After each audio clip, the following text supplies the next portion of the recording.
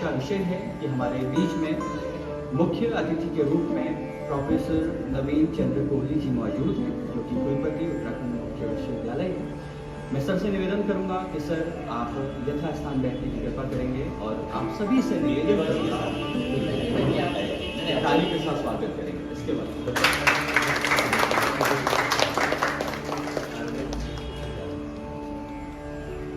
और आज इस कार्यक्रम की अध्यक्षता कर रही हैं प्रोफेसर दिवाभर जी, जो कि वरिष्ठ साहित्यकार हैं। मैं उनसे निवेदन करूंगा कि आप यथास्थान बैठने के लिए प्रस्तुत हैं। हमारे मध्य में उपस्थित हैं हवाओं में घिरा आदमी, लेखक डॉक्टर हरिसुमन बेस जी। मैं महोदय से निवेदन करूंगा कि आप यथास्थान बैठने का प्रश्न करें।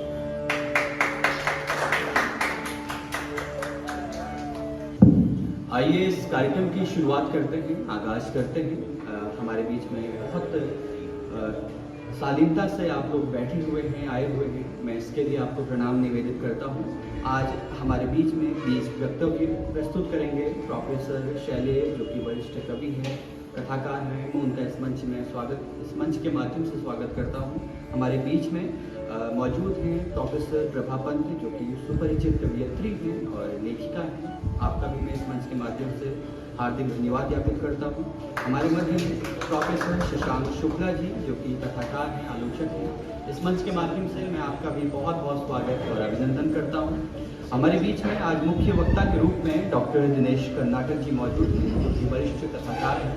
मैं आपका भी इस मंच के माध्यम से हार्दिक स्वागत और अभिनंदन करता हूँ। और बहुत सारे व्यक्तित्व हमारे साथ मौजूद हैं। डॉक्टर अजय रावत जी भी यहाँ पहुँचे हुए हैं। इस मंच के माध्यम से आपका भी बहुत बहुत स्वागत अभिनंदन करता हूँ। आइए इस कार्यक्रम को थोड़ा सा आगे बढ़ाते हैं। और जैसे कि हमारी परंपरा है कि किसी भी कार्यक्रम की शुरुआत दीप प्रज्वलन के साथ हम करते हैं, तो मैं सभी अतिथि गणों से निवेदन करूंगा कि दीप प्रज्वलन कर आज के इस भव्य कार्यक्रम की शुरुआत करेंगे।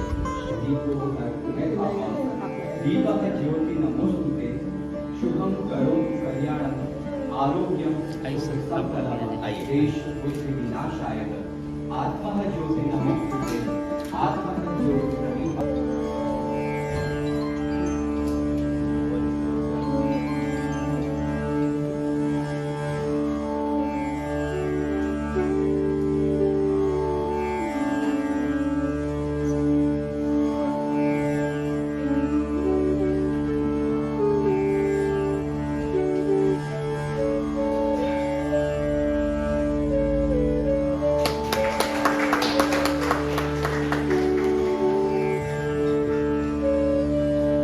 और मैं निवेदन करूंगा आदरणीय त्रिभुवन बेस जी से, जो कि डायरेक्टर हैं केदार की उसकी फाइल मोमेंटो लेकर सरकार में निवेदन करेंगे।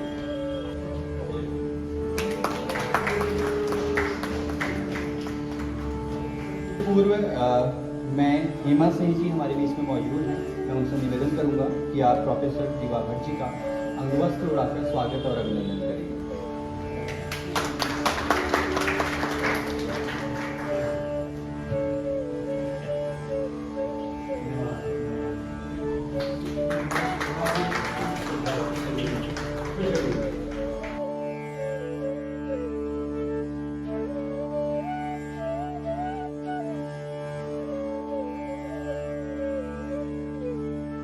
मैं निवेदन करूंगा आदरणीय मदन मोहन जी से कि आप मैम का अंगवस्त्र उड़ाकर स्वागत और अभिनंदन करेंगे।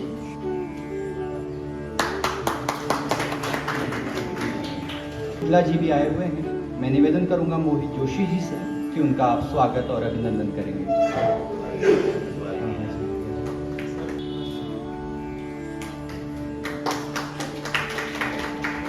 साहित्यिक पुस्तक की चर्चा और संवाद यहाँ पर रखी गई है, उसे आगे की तरफ बढ़ाते हैं। मैं सर्वप्रथम इस पुस्तक के 20 वक्तव्य के लिए प्रोफेसर शैले को मंच पर आमंत्रित करूंगा। प्रोफेसर शैले रुद्रपुर के SBS PG कॉलेज में हिंदी विषय के शिक्षक हैं। नमस्कार।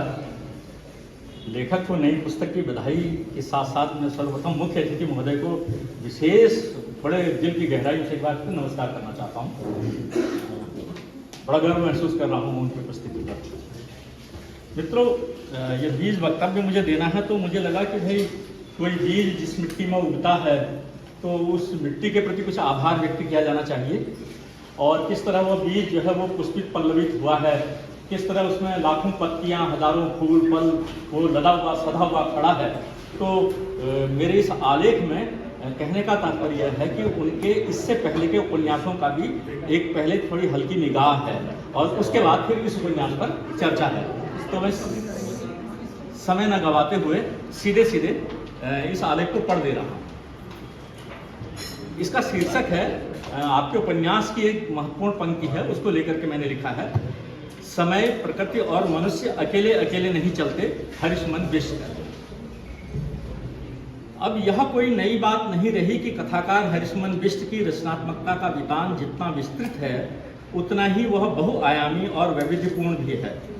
कहना न होगा कि एक अत्यंत संवेदनशील और समर्थ चितेरे की भांति वह अपने जीवन समाज में प्रविष्ट होते हैं और आम आदमी की रोजमर्रा की उधेड़बुन तथा रुंझुन को उसके समूचे यथार्थ के साथ अपनी रचना में बखूबी उकेर लाते हैं।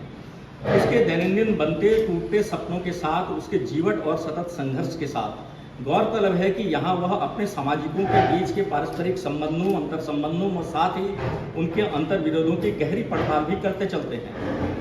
इस तरह वह न केवल अपनी रचनात्मकता को एक परिपक्व सोपान तक पहुंचाते दिखते हैं, बल्कि अपने भावक को सहज भाव, सर्वथा एक नवीन जीवन दृष्टि भी सौंपते चलते हैं, उसे समृद्ध करते चलते हैं।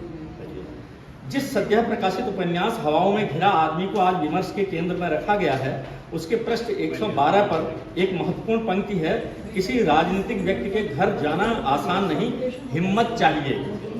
हालांकि सूक्ति सी कही गई यह बात उपन्यास के विभिन्न पात्रों की जीवन स्थितियों में अनेक स्थलों पर सकारात्मक रूप में तो कई जगहों पर कुछ विसंगतियों के साथ भी उभर कर आती है।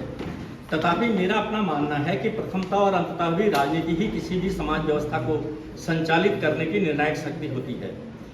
अब जरूर यह विडंबना ही है कि वर्तमान में इस संदर्भ में यहाँ अनेक विद्रूप हैं, अनेक छल प्रपंच हैं तथा अनेक प्रकार का भौंथनापन भी है। किंतु कथाकार हरिशमन बिष्ट ने बहुत पैनी निगाह के साथ वर्तमान राजनीतिक परिदृश्य में छाई इस नकारात्मकता व मूल्यहीनता को पहचाना है, भांपा है, पकड़ा है। बल्कि उनके शुरुआती उपन्यास आसमान झुक रहा है के बारे में डॉक्टर महेश्वर का यह कथन बहुत ही उल्लेखनीय मुझे लगा कि यह पहाड़ के आदमी के अदम्य संघर्ष, अपार धीरज और उस धीरज के दरकने की कहानी कहता है।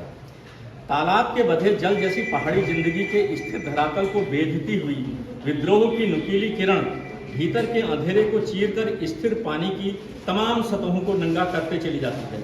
वस्तुतः यह कथन इसी सड़ी गली राजनीतिक व्यवस्था की ओर ही संकेत करता है। बल्कि यहाँ उपन्यास की पात्र शशि का यह तर्क अत्यंत समीचीन है कि जीवन जब पहाड़ का हो तो उसमें पहाड़ों सी जटिलता और पत्थरों सी कठोरता तो होती ही है। हर कदम पर ठोकरें और दुश्वारियां इस जीवन का अभिन्न अंग हैं। ये परिस्थितियां तब और प्रतिकूल हो आती हैं जब इस जीवन की दिनचर्या पहाड़ों और खेतों से शुरू होकर इन्हीं पर खत्म हो जाती है। इन विषम परिस्थितियों के बावजूद यहाँ कोई ऐसी चीज जरूर है जो फिर भी इस जीवन को रसमय बनाती है। जिंदगी के प्रति उत्कट इच्छा, मानवीय संवेदना जब पहाड़ की कठोरता और धरती की सहनशीलता से तादात्म्य बनाती हुई एकाकार होती है, तब इससे पैदा हुई जिजीविषा एवं जीवटता ही शायद इस उपन्यास का प्राण तत्व बन जाती है। नारी जीवन। नारी जीवन की व्यथा कथा को लेकर कथाकार हरिशमन बिष्ट बहुत ही संवेदनशील हैं, सुचिंतित हैं। बहुत गहरे उतरकर, बहुत तर्कपूर्ण तरीके से और पूरी संवेदना के साथ वे नारी विमर्श पर अपनी बात कहते हैं और कथा रचते हैं। उपन्यास आछरी माछरी इसका नायाब उदाहरण है। एक ऐसी युवती का दर्द, किंतु साथ ही उसकी शौर्यमयी दास्ता यहाँ दर्ज है जो अपने पाठक की चेतना को न केवल झंकृत करती है वरन समूचे बिहड़ वितान में फैली हुई चुनौतियों और संकटों से जूझने में नारी के जीवट का नया सोपान भी रचती है। यह ग्राम प्रधान द्वारा बलात्कृत एक ऐसी युवती की कथा है जिसका कि स्वयं उसका परिवार भी साथ छोड़ देता है। तब भी वह युवती जीवन में आए तमाम बिखराव के बावजूद संघर्ष करती हुई समाज में न केवल सम्मानजनक तरीके से खुद को पुनः खड़ा करती है वरन स्वयं समाज को भी साथ साथ संगठित करती चलती है। और तब एक दिन ऐसा समय भी आता है कि वह उसी बलात्कारी ग्राम प्रधान के विरुद्ध चुनाव लड़ती है और विजित भी हो जाती है। यह बात कहने सुनने में बहुत साधारण सी लग सकती है, किंतु गौरतलब बात यह है कि रचनाकार ने जिन जीवन परिस्थितियों के हवाले से इस कथा को रचा बुना है वह निश्चित ही इस उपन्यास को एक नई ऊंचाई देता है। एक ऐसी ऊंचाई जहां स्त्री विमर्श और स्त्री मुक्ति के वर्तमान तेवर को उसकी समूची अर्थवत्ता में बखूबी देखा समझा जा सकता है। इसी तर्ज पर समाज में हो रहे व्यापक परिवर्तनों और उसके फलस्वरूप आम जमान में उठते नित नित नए द्वंद्वों, बनते बिगड़ते पारस्परिक अंतर संबंधों तथा अंतर विरोधों की खासी पड़ताल देखनी हो तो बसेरा उपन्यास इस दृष्टि से एक उल्लेखनीय कृति है। ठीक ही कहा गया है कि यह उपन्यास भारतीय समाज, उसकी आकांक्षाओं, मजबूरियों, मनुष्य के बाहरी टकरावों के साथ साथ उसके भीतरी दबावों की कहानी भी कहता है। वस्तुतः मानवीय जीवन मूल्यों की पुनर्प्रतिष्ठा तथा सार्थक भविष्य की तलाश ही बसेरा उपन्यास की मूल चिंता व सरोकार है। भीतर कई एकांत उपन्यास है। इसमें हमारे वर्तमान परिवेश और समय की विसंगति का निर्मम आख्यान है। विद्रूप और विसंगतियों के बीच आदमी का टूटना बहुत स्वाभाविक है, किंतु हरिशमन बिष्ट व्यक्ति मन के उस आशावाद पर विश्वास बनाए रखते हैं जहां वह जीवन के प्रति कुछ पॉजिटिव नोट्स ले सकता है। 32 राग गाँव मौला उपन्यास वस्तुतः एक ऐतिहासिक उपन्यास है, जहां लोक रचनाकार कवि मौलाराम का जीवन वृत्तांत उसके लोक कल्याणकारी महत्व ध्येय के साथ चित्रित है। जहां एक और मौलाराम रचित पौराणिक आख्यान हैं, नीति व श्रृंगारपरक पद रचनाएं अंकित हैं, गाथाएं हैं, तो वहीं दूसरी ओर पहाड़ व मुगल कलमों की चित्रकारिता का समान भाव सहज विलक्षण भी यहाँ चित्रित है। कथा के स्तर पर यहाँ मौलाराम की वह पीड़ा भी दर्ज है जहाँ वह गढ़ राज्य में सत्ता परिवर्तन से क्षुब्ध है। महत्वपूर्ण तथ्य यह है कि बार बार चले जाने के बावजूद उसकी अपनी आस्था अडिग है, उसका आत्मविश्वास अजेय है और यही इस उपन्यास का उत्स भी। जहां तक हवाओं में घिरा आदमी उपन्यास पर विमर्श का तर्क है, तो पहली बात तो यही है कि इस उपन्यास की विषय वस्तु स्वयं में काफी चुनौतीपूर्ण है। कहानी का वितान एक व्यक्ति मन की सुख दुख की सापेक्ष व्यथा कथा के ऊपर उठते हुए विभिन्न राष्ट्रों के पारस्परिक अंतर संबंधों की खासी पड़ताल तक चला जाता है। गौरतलब है कि यहाँ यह पड़ताल इन राष्ट्रों की सांस्कृतिक पहचान को हर बार एक नए तेवर का परिवर्तन जरूर ही होता है। यही कारण है कि नायक नायिका डेचेन से बार बार महत्वपूर्ण बातें कहता पाया जाता है, जिसमें पारस्परिक सांस्कृतिक रिश्ता व पहचान दर्ज पाई जाती है और वह भविष्य की चुनौतियों के साथ। नंबर 1 कि तुमसे मेरा रिश्ता स्वाभाविक है डेचेन, नायक कहता है। तो दूसरी ओर यह भी कहता है कि डेचेन, तुम्हें हर बार वह कहानी फिर नई ही क्यों लगती है। इतना ही नहीं, वह कहता है नए रूप और आकार की कहानी का अंत भी सुखद कैसे हो सकता है भला। अफगानिस्तान, पाकिस्तान, तुर्किस्तान और अन्य कई देश भी इसी तरह रोज बरोज की नई नई कहानियां बढ़ रहे हैं। किस्सा कोई है मगर किस्सों में वह तासीर कहाँ। ऐसे में इनका भी अंत सुखद भला कैसे हो सकता है। इसी बात भाग के विभाजन से सांस्कृतिक पूंजी नहीं बढ़ती। समृद्ध सांस्कृतिक संबंध कभी भी नहीं बांटे जा सकते कि हमें मजबूत सांस्कृतिक संबंधों को अमल में लाना ही चाहिए। इसी तरह हवाओं में घिरा आदमी का एक तर्क और है जो मुझे यहाँ 2 रूपों में महत्वपूर्ण तरीके से दिखाई दी। नंबर 1, कथाकार ही बलवान होता है। वह अपने समय पर चलता है, वह बोलता है तो उसे बोलने दो। समय बोले बगैर नहीं रहता। बेमौके बोलना और मौके पर चुप रहना उसे पसंद नहीं। समय की अपनी एक पहेली है, अबूझ सभी बातें बताने की नहीं होती साधो, समय को समझ। देखो बुद्ध के चेहरे को निहारो, कैसा अद्भुत रंग, कैसा भव्य सौंदर्य यहाँ रच रहा है। पत्नी यशोधरा और पुत्र राहुल को छोड़कर निरंजना के तट पर उर्वेला में पर्णकुटी को अपना बसोबास बनाया हुआ है, डेचेन ने कहा। लेकिन क्यों अलग हो गए? मेरी जिज्ञासा तो इसमें है, जैसे नायक ने अपनी अल्पज्ञता प्रकट कर दी। समय, प्रकृति और मनुष्य अकेले अकेले नहीं चलते, समानांतर चलते हैं। प्रकृति की अद्भुत विविधताओं को समझना ही उनके स्वयं को समझने की कला है। यही कहा है और सही कहा है भगवान बुद्ध ने। बुद्ध हमारे हैं, हमारी धरती में जन्मे पले बड़े हुए और हमारे मन की बात को समझते हैं। वह इससे कभी भी दूर नहीं हो सकते, यानी वह हमसे कभी भी दूर नहीं हो सकते हैं साधो। यह कहकर डेचेन ने जैसे फिर से एक नई गंभीरता ओढ़ ली। अवश्य डेचेन, मैं उनके समय को समझना ही स्वयं को जानना समझता हूँ। यह हमेशा ही विचारणीय प्रश्न रहा है, जीवन को समझने की जिज्ञासा रहा है कि आज भी हमारा राग, उसके राग एक जैसे ही हैं। उनके सांस्कृतिक इतिहास की जड़ें एक ही हैं जो हमसे कभी भी विलग नहीं हो सकती। बस इसीलिए मैं फिर कहता हूँ कि समय, प्रकृति और मनुष्य अकेले अकेले नहीं चलते, समानांतर चलते हैं, समानांतर चलते हैं। धन्यवाद।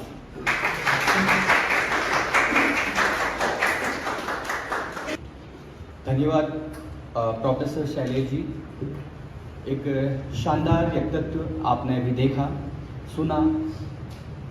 किताबें हमारे जीवन में एक महत्वपूर्ण भूमिका निभाती हैं और हर उस वक्त जब हम कठिनाई में होते हैं, जब हम अपने पीछे देख रहे होते हैं, जब हम अपने भविष्य को देख रहे होते हैं, तो हम पाते हैं कि कई चीज़ें हमारे भीतर एक मोटिवेशन पैदा करती हैं, एक जिज्ञासा पैदा करती हैं, और उसी जिज्ञासा के फलस्वरूप आज हम यहाँ इकट्ठा हुए हैं, एकत्रित हुए हैं। मैं इस क्रम में आगे आमंत्रित करना चाहूँगा एक मुख्य वक्ता जो हमारे बीच में आज मौजूद हैं, प्रोफेसर प्रभा पंत जी, जो कि वर्तमान में MBPG कॉलेज हल्द्वानी में हिंदी विभाग के अध्यक्ष हैं। माननीय कुलपति महोदय, हमारी प्रेरणा स्रोत प्रोफेसर देवा भट्ट और आज के जो हमारे साहित्यकार हैं हरिसुमन बिष्ट जी, सभागार में उपस्थित प्रत्येक साहित्यकार, साहित्य प्रेमी और विद्यार्थियों को मेरा यथायोग्य अभिवादन। हम बात कर रहे हैं हरिसुमन बिष्ट जी के उपन्यास हवाओं में घिरा आदमी के विषय में। हवाओं में घिरा आदमी हरिसुमन बिष्ट जी की एक नव्य प्रकाशित रचना है। ये एक ऐसा उपन्यास है जिसे अनुरागात्मक प्रेम तथा सामाजिक, सांस्कृतिक, राजनीतिक और ऐतिहासिक परिदृश्यों का मनमोहक कथात्मक कोलाज कहा जा सकता है। प्रस्तुत उपन्यास आधुनिक युग के उस प्रेम को प्रस्तुत करता है जो देश, जाति और परंपरा के बंधनों से सर्वथा मुक्त है। इसका नायक साधु राजधानी दिल्ली में निवास करता है, जो मूलतः कुमाऊनी है, और नायिका डेचे भूटान निवासिनी। दो भिन्न देशों के युवा सोशल साइट पर मिलते हैं। फेसबुक से प्रारंभ हुई उनकी मित्रता व्हाट्सएप पर संवाद करते करते अनजाने ही आत्मीयता की चाशनी में पग कर प्रेम में परिणित हो जाती है। इसका आभास उन्हें तब होता है जब दोनों मिलने की योजना बनाते हैं। नायिका डेचेन साधु को अपने देश भूटान आमंत्रित करती है। विवाह की आकांक्षा से प्रेरित होकर प्रेमी प्रेमिका के देश खिंचा चला जाता है। नायक साधु कुछ दिन थिम्पू में ठहरता है और वहाँ दोनों के मध्य देश, समाज, संस्कृति, धर्म आदि से संबंधित अनेक बातें होती हैं। यद्यपि न डेचेन राजनीतिज्ञ थी और न साधु दार्शनिक, किंतु उनके संवादों में हमें दर्शन और राजनीति का ज्ञान और विचारों में गहनता प्रतिबिंबित होती दिखाई देती है। प्रेम के वशीभूत दोनों बातें करते हुए बार बार एक दूसरे में डूबते हैं, किंतु मिलन के क्षणों में कोई भय उन्हें एक दूसरे से दूर करता प्रतीत होता है और वह दोनों अनायास विरक्तों सी बातें करने लगते हैं। डेचेन कहती है, हम अपनी अपनी छाया के साथ चल रहे हैं साधु। छायाएं एकाकार हो भी जाएं तो भी भ्रमित ही करेंगी। कृष्ण पक्ष की गहरी रातों में अपनी छाया को किसने देखा आज तक? उसके होने को ही अनुभव कर सकते हैं। डेचेन एक पढ़ी लिखी आधुनिक युवती है। यद्यपि वो डॉक्टर है, किंतु स्त्री की विवशता, उसकी परवशता की व्यथा कथा तथा समाज में उसकी वास्तविक स्थिति वो भली भांति जानती है। अपने प्रेमी को नदी के सौंदर्य पर मुग्ध होते हुए देखकर वह उससे अपना चिंतन जन्य जो उसका मनोभाव है उसे साझा करते हुए कहती है, साधु, मैं कभी नदी नहीं होना चाहती। नदी को जितनी दूर से देखोगे वह प्राकृतिक सौंदर्य से परिपूर्ण दिखेगी। औरत को जिस कोण से देखोगे वह भी हमेशा सुंदर, सौम्य और मोहक लगेगी। किंतु नदी से पूछो एक बार उसका जीवन, पूछो क्यों बहती है त्यांगछू सर्पिली आकृति में? ऊंचाई से गिरते पहाड़ी चट्टानों की मजबूत शिलाएं क्यों चोटिल करती हैं उसे? किसी जीव की रीढ़ टेढ़ी होने को समझते हो? नदी का प्रवाह गतिमान होने से ही वह स्वच्छंद नहीं होती, न उसकी ऐसी स्वच्छंदता पर खुश हो सकते हैं। हजारों हजार वेदना, पीड़ा और टकराहटों से भरी जिंदगी को जीती है नदी। इसीलिए टेढ़ी मेढ़ी सर्पिली आकार में बहती है उसकी जीवन धारा। साधु उसके सुर में सुर मिलाते हुए अपने अतीत की स्मृतियों के आधार पर स्त्री जीवन की विडंबना को पहाड़ी भेड़ों के माध्यम से रूपक रचता हुआ व्यक्त करता है। भेड़ों के उस कठिन जीवन में कई पल ऐसे भी आते हैं जब हर किसी का दिल बैठने लगता है। अपने आंगन में कोमल खुरों को लेकर जन्मे, पले, बड़े हुए और फिर उसकी मजबूती को परखने उस चोने को संग साथ ले जाने का निर्णय कोई वृद्ध सुना देता है। कहानी आगे बढ़ती है। डेचेन साधु का परिचय अपने पालनकर्ता पिता सुकांतो दार्जी से कराती है। दार्जी के विचार साधु को अत्यंत प्रभावित करते हैं। उनके चिंतन में आधुनिकता, परंपरा, सामाजिक नियम, बौद्ध दर्शन एवं ज्ञान का समन्वय दिखाई देता है। डेचेन के जैविक माता पिता का देहांत बहुत पहले हो चुका था। उसका पालन पोषण प्रतिष्ठित राजवीर दास सुकांतो दार्जी ने किया और डेचन को पढ़ा लिखाकर डॉक्टर भी बनाया। डेचन एक कर्तव्यनिष्ठ चिकित्सक थी। वो दार्जी के होटल में असंख्य रोगियों का निःशुल्क उपचार किया करती थी। इसी कारण जनमानस में दार्जी की लोकप्रियता और छवि देवतुल्य बन गई। वह अपने देश, संस्कृति और सामाजिक प्रतिष्ठा के आधार पर इस संबंध को अनुपयुक्त बताते हुए साधु और डेचन के विवाह पर अप्रत्यक्ष रूप से असहमति व्यक्त करते हैं। दार्जी डेचन को धर्मगुरु खेमपा दासों से मिलने का सुझाव देते हैं, पर वो उनसे मिलने नहीं जाती। साधु दार्जी की विवशताओं को समझता है, किंतु डेचन उनकी बातों से आहत होकर लौट जाती है और साधु से कहती है, अब लौट जाओ साधु, मैं जानती हूँ तुम मेरे मन से दूर नहीं रह सकते। हमारे बीच बस एक आंगन भर की दूरी हमेशा बनी रहेगी। अंततः छिमी की बातों से संकेत मिलता है कि दार्जी डेचन का विवाह साधु से करने के लिए सहमत हो गए हैं। डेचन साधु से रुकने का आग्रह करती हुई कहती है, अब यहाँ आए हो तो कुछ दिन और ठहर जाओ साधु।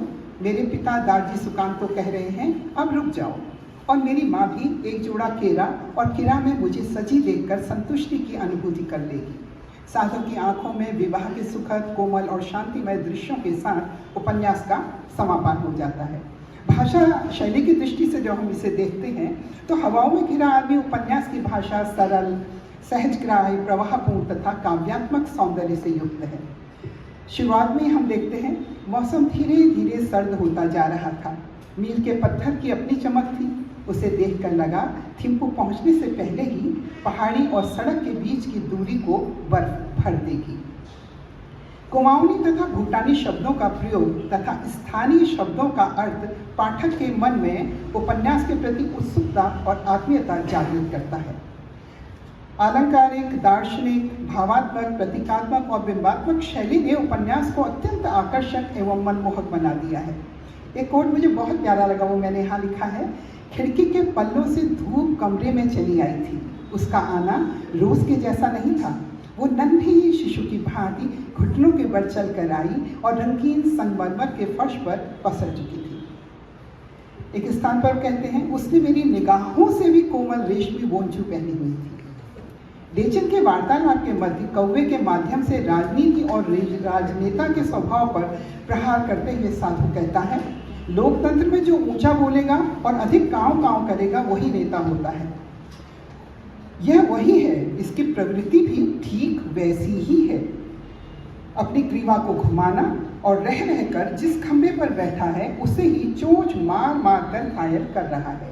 निस्संदेह प्रतीक एवं बिंबों का प्रयोग उपन्यास को गहनता, कथानक को विस्तार तथा शीर्षक को सार्थकता प्रदान करने में सहायक सिद्ध हुआ है। ऊंची इमारतों की आसमानी हवाओं में घिरे आदमी ने एक दिन मुझसे बड़े भारी मन से कहा, धरती की उर्वरा मिट्टी ने अपना रंग दिखाना शुरू कर दिया। आसमानी हवाओं से कहीं धरती के भीतर की हवाएं जोर मारने लगी। भूचाल के पहले ही झटके में आंखें भटकने लगी थी। शीर्षक में प्रयुक्त हवाएं उन परिस्थितियों, मानसिक अस्थिरताओं और बाहरी दबावों का प्रतीक है जो व्यक्ति को चारों ओर से घेर लेती हैं और उसकी स्वायत्तता को चुनौती देती हैं। हवाओं में घिरा आदमी समकालीन जीवन की जटिलताओं, व्यक्ति के आंतरिक द्वंद और समाज के परिवर्तित मूल्यों का सशक्त चित्रण है।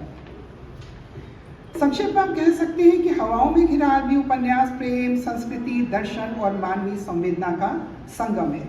प्रस्तुत उपन्यास की विशिष्टता यह है कि लेखक के साथ पाठक भी पुनाचो से थिम्पू की यात्रा करते हुए कभी घुमावदार सड़कों, बौद्ध चेतना में रचे बसे जनजीवन, वहाँ के मठों, मंदिरों पर लहराती पताकाओं तथा प्राकृतिक परिदृश्यों को देखकर अभिभूत हो उठता है, तो कभी रचनाकार के साथ आंतरिक यात्रा करता हुआ सहज ही भूटान की लोक संस्कृति, बौद्ध दर्शन, प्रेम, प्रकृति तथा कुमाऊं की प्रेम गाथाओं राजूला मालूशाही, मालू रौतेली हरुवीर के प्रति अपना दृष्टिकोण प्रकट करने, जानने तथा समझने के लिए आतुर।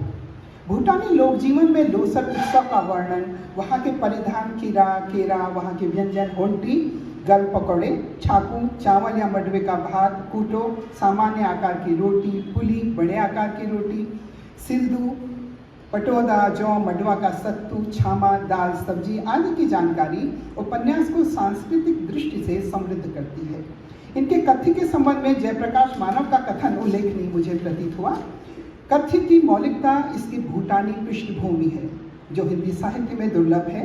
भूटान की सांस्कृतिक और प्राकृतिक समृद्धि, पहाड़ों की शांति, नदियों का संगम और स्थानीय परंपराएं कथानक को एक अनूठा सौंदर्य बोध देती हैं। यह सौंदर्य केवल बाहरी नहीं बल्कि भीतरी भी है, जो डेचन और साधो के संवादों में प्रकट होता है। अंत में बस मैं यही कहना चाहती हूँ कि ये उपन्यास आधुनिक युग के उस व्यक्ति की कथा है जो बदलते सामाजिक मूल्यों, आंतरिक संघर्षों और सांस्कृतिक सीमाओं के बीच भी प्रेम और मानवीय संवेदनाओं को बचाए रखने का प्रयास करता है। मैं बहुत ढेर सारी शुभकामनाएं देती हूँ और साधुवाद देती हूँ हरिसुमन जी को कि आपने खूबसूरत उपन्यास हमें दिया। धन्यवाद। प्रोफेसर शशांक शुक्ला जी को धन्यवाद।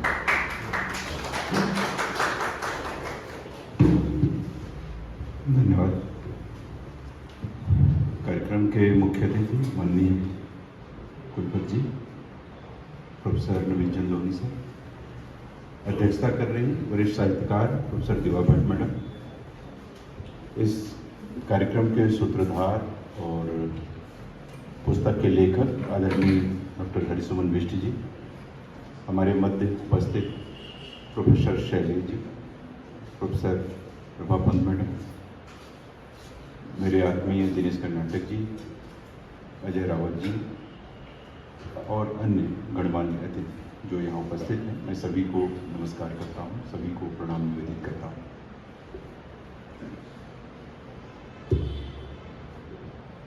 सर्वप्रथम मैं लेखक को इस उपन्यास के लिए बधाई देता हूँ कि वे वरिष्ठ लेखक हैं और उनकी बहुत लंबी सृजन यात्रा है, उसी में एक ये पड़ाव है हवाओं से घिरा आदमी।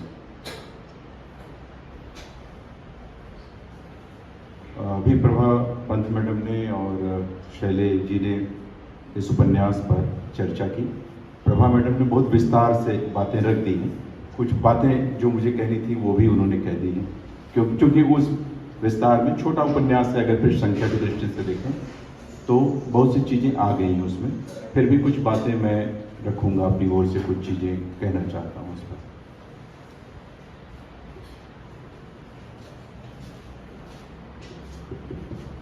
चार अनुच्छेद का आप अगर उपन्यास पे देखें, अगर इसको पढ़ें तो 142 पृष्ठों का उपन्यास है। 4 अनुच्छेद हैं इस पूरे उपन्यास में, लंबे लंबे अनुच्छेद। कथा शिल्प की दृष्टि से देखें तो आजकल उत्तर आधुनिकता में छोटे छोटे प्रवाह, अनुभूति की छोटी छोटी माप चलती है। बहुत लंबे अनुभूति की माप नहीं चल रही है उत्तर आधुनिकता के शिल्प के धरातल से मैं बात कर रहा हूँ। उपन्यासकार ने अनुभूति की लंबी माप के आधार पर 4 अनुच्छेद रखे हैं मात्र। चौथा अनुच्छेद तो बहुत लंबा है, लगभग 40-50 पृष्ठों का एक अध्याय है। अगर आप प्रेमचंद के उपन्यास देखें या दूसरे साहित्यकारों के उपन्यास देखें तो जो अनुच्छेद रखे जाते हैं, अध्याय रखे जाते हैं, वो 5 पृष्ठों के, 6 पृष्ठों के, 7 पृष्ठों के, 8 पृष्ठों के या 10 पृष्ठों के। तो इस ढंग से ये एक लंबी अनुभूति की माप का उपन्यास है। एक चीज़ तो ये कहना था मुझे। दूसरी बात जिसकी ओर मैडम अभी इशारा कर रही थी कि ये प्रेम कहानी के माध्यम से ये उपन्यास आगे बढ़ता है। 2 पात्र हैं, घटनाएं न के बराबर हैं, बहुत कम घटनाएं घटित होती हैं। संवादों में पूरा उपन्यास चलता है, ज़्यादा संवाद है उसमें। कुछ तो संवाद बेचैन के और साधु जो उसका नायक नायिका है उन दोनों के मध्य हैं। कुछ संवाद एक आलाप के रूप में भी हैं, जैसे अध्याय 2 में, 3 में और 4 में एक आलाप है जो कौवे के माध्यम से अभी मैडम चर्चा कर रही थी। और कई बार तो ऐसा लगता है कि साधु और डेचन के संवाद हो रहे होते हैं, लेकिन वो संवाद साधु के मन में चल रहे होते हैं। यानी बाहरी घटना के साथ साथ उपन्यास भीतरी अंतर यात्रा के रूप में साथ साथ चलता है। लगता है कि कोई भीतर की यात्रा चल रही है, मनुष्य की यात्रा। बाहर के स्तर पर देखें तो ये भारत और भोट प्रदेश, कुमाऊं और भोट प्रदेश के बीच आवाजाही करता हुआ उपन्यास है। चूँकि जो इसका नायक है वो मूलतः कुमाऊनी है, कुमाऊं प्रदेश का है और दिल्ली में निवास करता है। और वहाँ भोर प्रदेश में या थिम्पू में जब जाता है नायिका से मिलने, तो उस बहाने पूरे भूटान की, थिम्पू की, जगह जगह के प्रदेश की उसकी यात्राएं चलती हैं। उसके साथ ही राजूला मालुसाई की और प्रेम के दूसरे आख्यान भी साथ साथ क्रमशः चलते रहते हैं।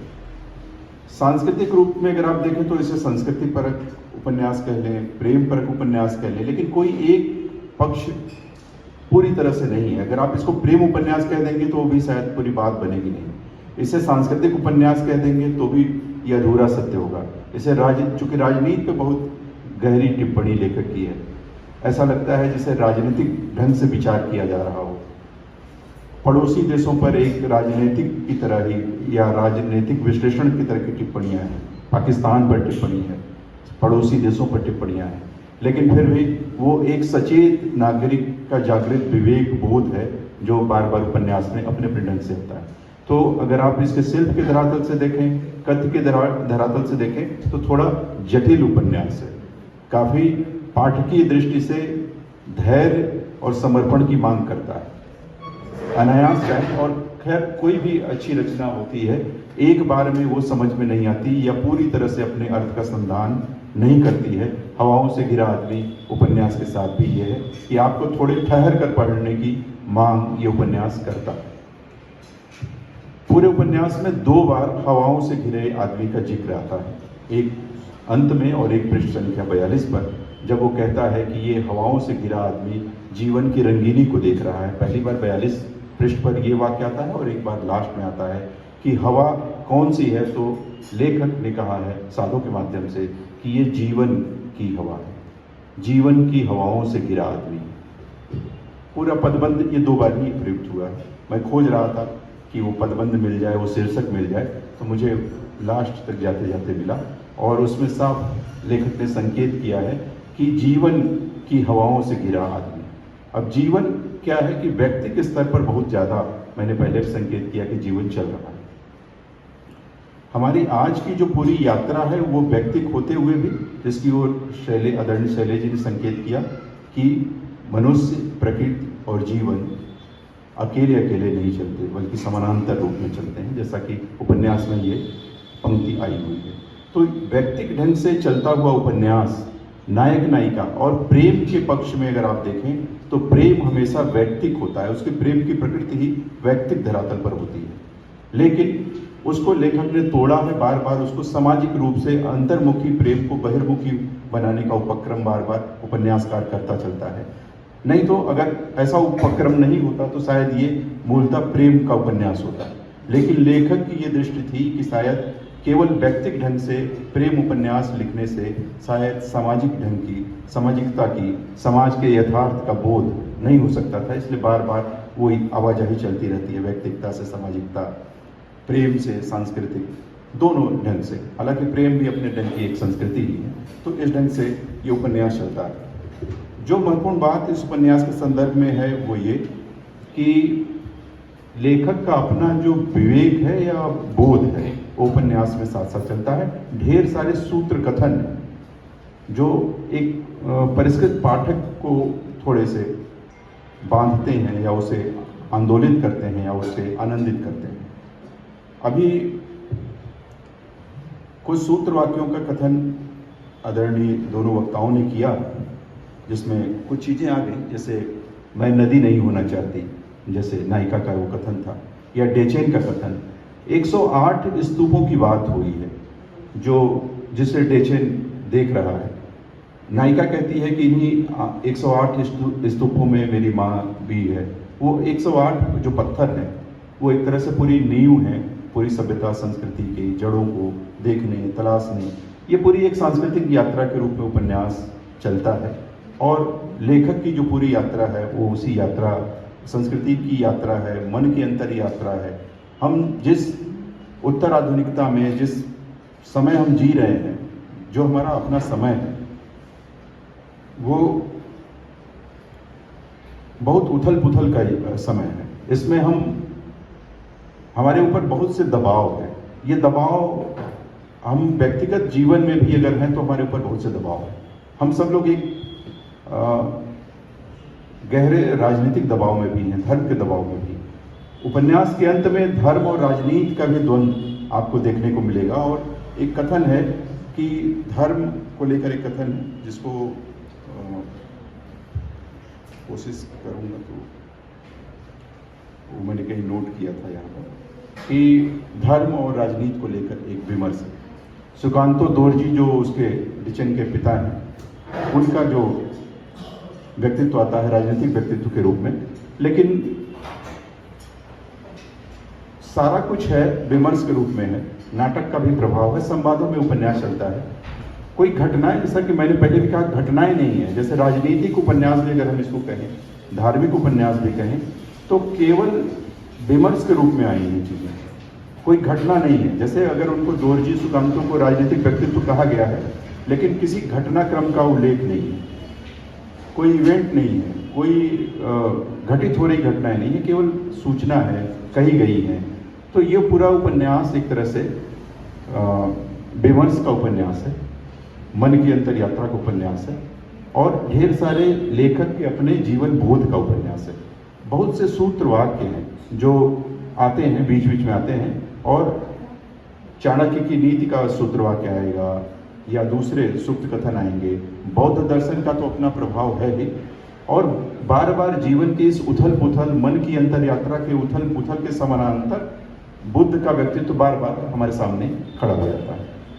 बुद्ध बार बार इस उपन्यास में आते हैं, और क्रमशः वो जो पूरी मन की हलचल है, यात्रा है, उधेड़-बुन है, उसमें बुद्ध एक रूपक की तरह आते हैं, और एक तरह से आप इसको अंतर विरोध समझ लीजिए या एक कंट्राडिक्शन समझिए कि बुद्ध उसमें बार बार एक तरह से हमारे बीच में आते रहते हैं। एक तरह से नायक नायिकाओं का प्रेम की वो यात्रा, और एक तरह से बुद्ध का आना।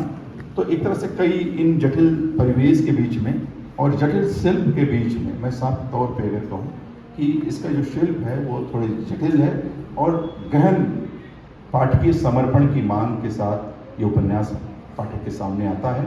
लेकिन बावजूद जो परिष्कृत पाठक हैं उनके लिए ये उपन्यास है, और हर उपन्यास या हर रचना कुछ दे कर जाती है, कुछ नया जोड़ती है।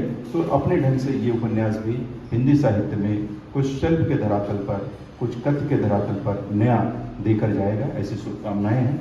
मैं आदरणीय हरिसुमन बिष्ट जी को बहुत बहुत इसके लिए मुबारक देता हूँ, बहुत बहुत बधाई देता हूँ।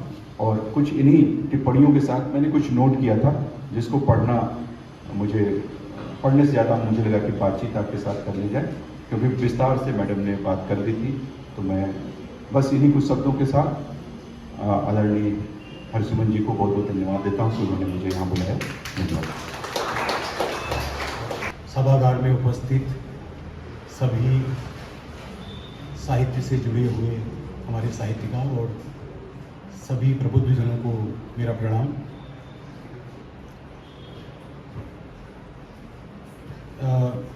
उपन्यास के लिए हवाओं में घिरा आदमी हरिसुमन बिष्ट जी को बहुत बहुत बधाई।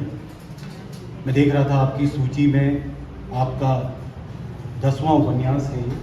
5 कहानी संग्रह, यात्रा वृतांत, आपने नाटक भी लिखे हैं, तो एक लंबी आपकी यात्रा रही है। अग्रज कथाकार हैं आप। इस उपन्यास पर अभी तक जो चर्चा हुई है, हवाओं में घिरा आदमी, तो मुझे लगता है कि जब भी हम किसी रचना को देखते हैं तो उस रचना को देखने में हमारी जो अपनी पढ़ाई लिखाई है और हमारा जो अपना सामाजिक राजनीतिक दृष्टिकोण है वो काम करता है पीछे से, और उस तरह से उस अपनी सोच से हम किसी रचना का आकलन करते हैं। जबकि मूल बात यह है कि हमको कोशिश ये होनी चाहिए कि रचनाकार क्या कहना चाहता है, क्या बात करना चाहता है, उसके उस मंतव्य को पकड़ने की कोशिश करनी चाहिए। किसी रचना को कैसे देखें, इसके लिए आलोचना के प्रतिमान हैं, और लेकिन असल बात यह है कि हर बार जो रचना कर्म है, वो जो रचना के प्रतिमान हैं उनको बदलता रहता है, बदलती रहती हैं रचनाएं, उन प्रतिमानों को चुनौती देती है हर बार रचनाएं। मूल बात मुझे ये लगती है कि अगर हम साहित्यिक कृतियों की यात्रा देखें, उपन्यास का जो आगमन है वो मूलतः जो एक दौर में महाकाव्य लिखे जाते थे, जिसमें हम जीवन की महाकाव्यात्मक व्याख्या करते हैं, उपन्यास कहीं वहाँ से आया है, क्योंकि आज का दौर महाकाव्य का दौर नहीं है। तो मूल रूप से कोई भी जो उपन्यास है, अगर एक मोटा मोटा फ्रेम हम बनाएं, अपने दौर का जो सत्य और असत्य का संघर्ष है और उस दौर की जो सही धारा है, क्योंकि हर दौर में कई तरह की जो धाराएं हैं, विचारधाराएं हैं, उनके बीच में एक द्वंद्व होता है। तो उपन्यास मेरे ख्याल से एक महत्वपूर्ण उपन्यास ये काम करता है कि वो अपने पाठकों को और जनमानस को ये समझने में मदद करता है कि जो सही धारा है, जो सत्य है, वो कहाँ पर है। अगर हम गोदान की बात करें, अगर हम झूठा सच की बात करें, जो हिंदी में बहुत महत्वपूर्ण उपन्यास माने जाते हैं, इन्होंने हमको आज़ादी और उसके बाद का जो पूरा दौर है, वो आज़ादी कैसी थी उसको समझने में, या मैला आंचल की बात करें, उसमें मदद करिए। तभी हम बार बार इन उपन्यासों की ओर जाते हैं।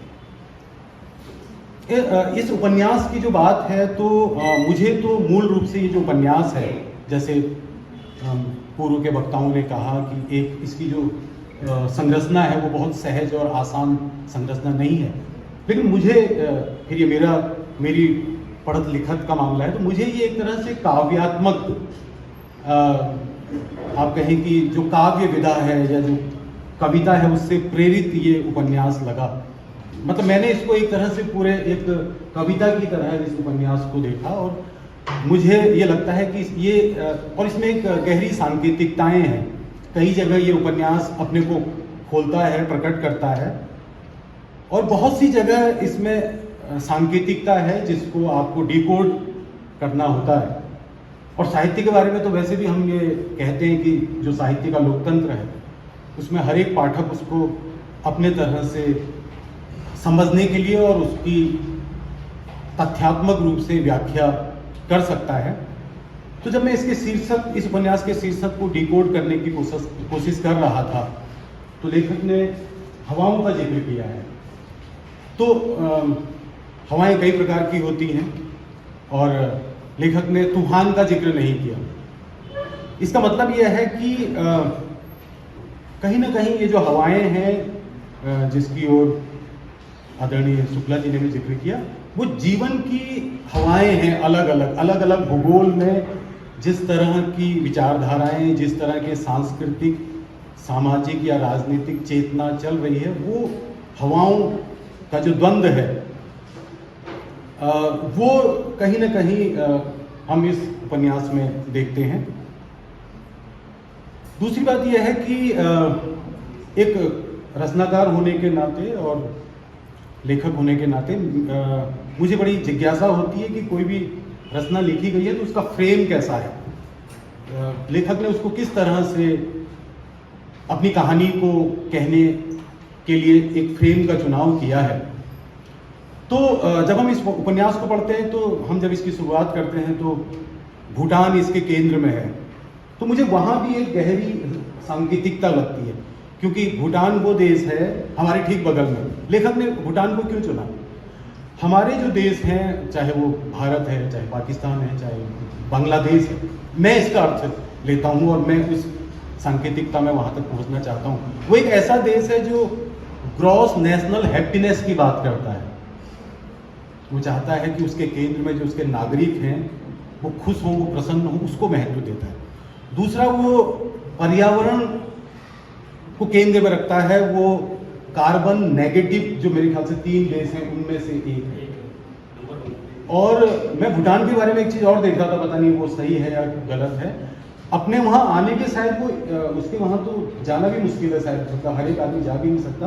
अपने वहाँ आने के $100 या ऐसा कुछ वो बहुत प्रवेश शुल्क, अच्छा बंद हो गया शायद। हाँ, तो ये भी नहीं है जैसे हम लोग एक टूरिज्म के नाम पे जिस तरह से कि साहब सब लोग आ जाओ, और ख़ासतौर पे हम अपने पहाड़ में आप देख रहे हैं कि जिस तरह से हम चाहते हैं कि 4 लेन से सीधे पहाड़ और मैदान, जो पहाड़ की अपनी एक विशिष्टता है, क्योंकि पहाड़ भी उपन्यास में आया है, उसकी हमें कोई परवाह नहीं है। लेकिन उनको अपने पहाड़ की, अपने भूगोल की, अपने संस्कृति की उसकी परवाह है। तो इस मामले में जैसे मुझे लग रहा था कि ये उपन्यास जैसे उपन्यास कई बार यात्रा वृत्तांत की शैली में भी अपनी बात करता है, लेकिन जब हम उपन्यास में आगे बढ़ते हैं तो उपन्यास के केंद्र में यात्रा नहीं है। मतलब जो भूटान देश है उसके जो खास जगह है उनसे परिचित कराना उपन्यास का उद्देश्य नहीं है। इस मामले में मुझे लगता है कि इसका जो फ्रेम है वो अपने आप में बड़ा अनूठा है। दो पात्रों के बीच में बात होते जा रही है और इस तरह से वो एक उपन्यास आगे बढ़ता है और अपनी सांकेतिकता के साथ बात करता है। दूसरी बात यह है कि जब हम उपन्यास में आगे बढ़ते हैं तो हम देख रहे हैं कि एक कुमाऊं अंचल का जो नैरेटर है, जो मुख्य पात्र है, वो जुड़ना चाहता है या जिसको प्रेम हो रहा है भूटान की एक डेचेन जो युवती है उससे उसको प्रेम हो रहा है। अब मुझे ये बात बड़ी महत्वपूर्ण लगी। अगर हम आज ठीक इस दौर में आप हाल के वर्षों में देखें हमारे पहाड़ में भी अभी होने लगा और मैं इसको बड़ा सकारात्मक देखता हूँ। पता नहीं लेखक के दिमाग में था या नहीं, मैं देख रहा हूँ हमारे वहाँ कई ऐसे विवाह हो रहे हैं कि जो कुमाऊं का युवक है, युवती है तमिलनाडु से और पंजाब से विवाह हो रहा है। जो हमारी आज की पीढ़ी है जो बाहर जा रही है वो सही मायने में मतलब हम आज से 10, 15, 20 साल पहले जो हम नारा लगाते थे राष्ट्रीय एकता होनी चाहिए, हम सबको आपस में मिलना चाहिए, लेकिन ट्रेन में अगर हमको अपने ही देश का कोई दूसरा आदमी मिल जाए तो बड़ा संकोच, उससे बात करने में बड़ी दिक्कत, सहजता अपने वहाँ के ही आदमी से। बातें तो हम करते हैं राष्ट्रीय एकता की, बंधुत्व की। तो मुझे लग रहा है ये जो पीढ़ी है मैं इसको बड़ा सकारात्मक रूप से देखता हूँ कि कैसे अपने भूगोल और अपने जो सांस्कृतिक हमारी जो जड़ताएं हैं उसको तोड़ के बच्चे आगे जा रहे हैं और सही मायने में आज के दौर में उसको कर रहे हैं। तो इस मामले में ये जो कथ्य है उपन्यास का, और यहाँ तो वो अपने देश से आगे बढ़ के जो युवक है वो भूटान की जो युवती है उससे उसका जो है संबंध है और उसमें कुछ, हालांकि उपन्यास में वो स्पष्ट नहीं होता है कि वो कहाँ तक पहुँचा है और क्या उनका विवाह हो ही जाएगा। वो बीच में जितनी भी सांस्कृतिक और धार्मिक और कई तरह के बैरियर हैं वो सब उसमें आते जाते हैं। मुझे उपन्यास पढ़ते हुए एक चीज़ बड़ी रोचक लगी और ये उपन्यास में कई जगह आया है। डेचेन जब हंसती है तो वो खिटखिटाहट करती है, खिट। तो ये जो शब्द है मुझे बड़ा अच्छा लगा और हमारे इसको पहाड़ में बोला जाता है। मतलब खिटखिटाहट का अर्थ ये है कि जब आप ये मैं इसको उससे जोड़ रहा हूँ जो ग्रॉस नेशनल हैप्पीनेस है। मतलब हमको तो हंसने में भी हम थोड़ा सा खुल के हम हंस भी नहीं पाते, मतलब किस तरह के वो हमारे आज के जीवन में दबाव है। लेकिन जो डेचेन है जो भूटान की रहने वाली है वो खिटखिटा के हंसती है। खिटखिटा के मतलब आप ज़्यादा बहुत सभ्य तरीके से नहीं, आपको जो हंस रहे हैं आप जैसे हंस रहे हैं, सामने वाले को अच्छा लगे बुरा लगे, मेरे ख्याल से खिटखिटाहट वो चीज़ है मैं जो समझता हूँ। तो ये भी ये जो एक सांकेतिकता है वो उससे जुड़ रही है। दूसरा इस उपन्यास में जैसे क्या कहते पंत मैम ने जिक्र किया, शुक्ला सर ने जिक्र किया कि बुद्ध बार बार आते हैं। तो उपन्यास में बुद्ध ही नहीं आते, हमारे पड़ोस के कई देशों का जिक्र आता है, बांग्लादेश का जिक्र आता है, पाकिस्तान का जिक्र आता है। तो मैं फिर इस कविता को ऐसे डिकोड करता हूँ और करना चाहता हूँ कि बुद्ध का जो रास्ता है, जो प्रेम का रास्ता है, जो करुणा का रास्ता है, एक और तो ये रास्ता है उनका, लेकिन दूसरी ओर एक रास्ता उनका और है। वो रास्ता है कि बुद्ध वो है जो 2500 साल पहले लॉजिक की बात करते हैं।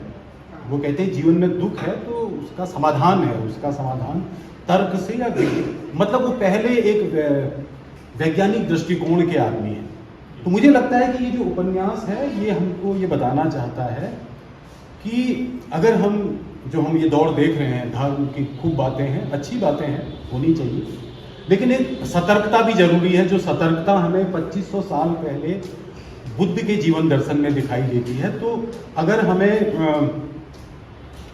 भूटान की तरह देश बनना है जो अपने नागरिकों की चिंता करता है और अपने पर्यावरण का संरक्षण करता है, तो कहीं ना कहीं हमको उस तरह का एक विज्ञान और उसके जो हम बात करते हैं समन्वय की भाववाद, जिसको धर्म कह लीजिए, और विज्ञान, अगर आप दोनों का समन्वय नहीं करेंगे और किसी एक रास्ते की ओर बहुत ज़्यादा बढ़ने लग जाएंगे, तो जो उपन्यास में पाकिस्तान का जिक्र आता है और बांग्लादेश का जिक्र आता है, तो उस तरह की समस्या हो सकती है।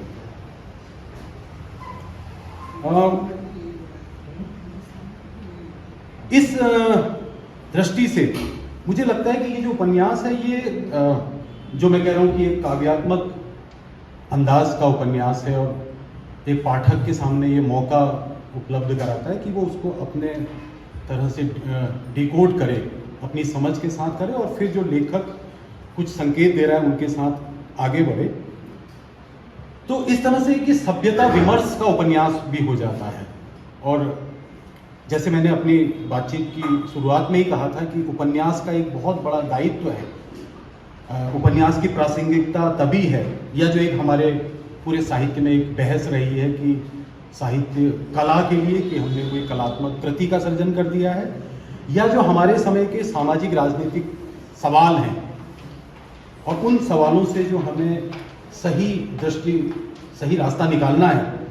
उपन्यास का जो मुख्य दायित्व है, मैं ये मानता हूँ कि ये उपन्यास उस दृष्टि की ओर हमें देखने के लिए प्रेरित करता है। इस दृष्टि से लेखक इस उपन्यास में मुझे कामयाब नजर आते हैं। उम्मीद और एक आशावाद का उपन्यास मुझे लगता है। हालांकि ये उपन्यास ये भी रेखांकित करता है कि समस्याएं बहुत हैं, बाधाएं बहुत हैं, मगर जो बुद्ध का जिक्र आता है, या जैसे कुमाऊं का इसमें बहुत जिक्र आया है, कुमाऊं का परिवेश है, राजूला मालूशाही की जो हमारी लोक कथा है, वो बीच बीच में उभर करके आते रहती है। तो वो क्यों है?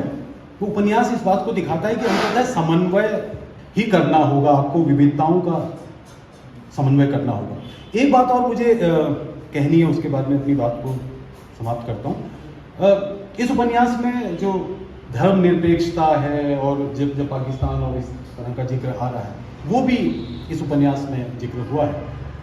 अब मुझे लगता है जैसे ये हमारे शायद भारतीय समाज के साथ, या कम से कम हमारे भूटान को छोड़ करके और हमारे जो देश हैं, जो सवाल मानवीय सभ्यता ने आज से 100 साल पहले सेटल कर लिए कि धर्म व्यक्ति का निजी मामला है, धर्म बहुत महत्वपूर्ण है, लेकिन वो उसके निजी जीवन तक रहे, और बाकी जो है मनुष्य का जीवन है वो अपने सांस्कृतिक और कई तरह की विकास की गतिविधि, लोगों के बेहतर जीवन, खेल, बहुत कुछ है करने को।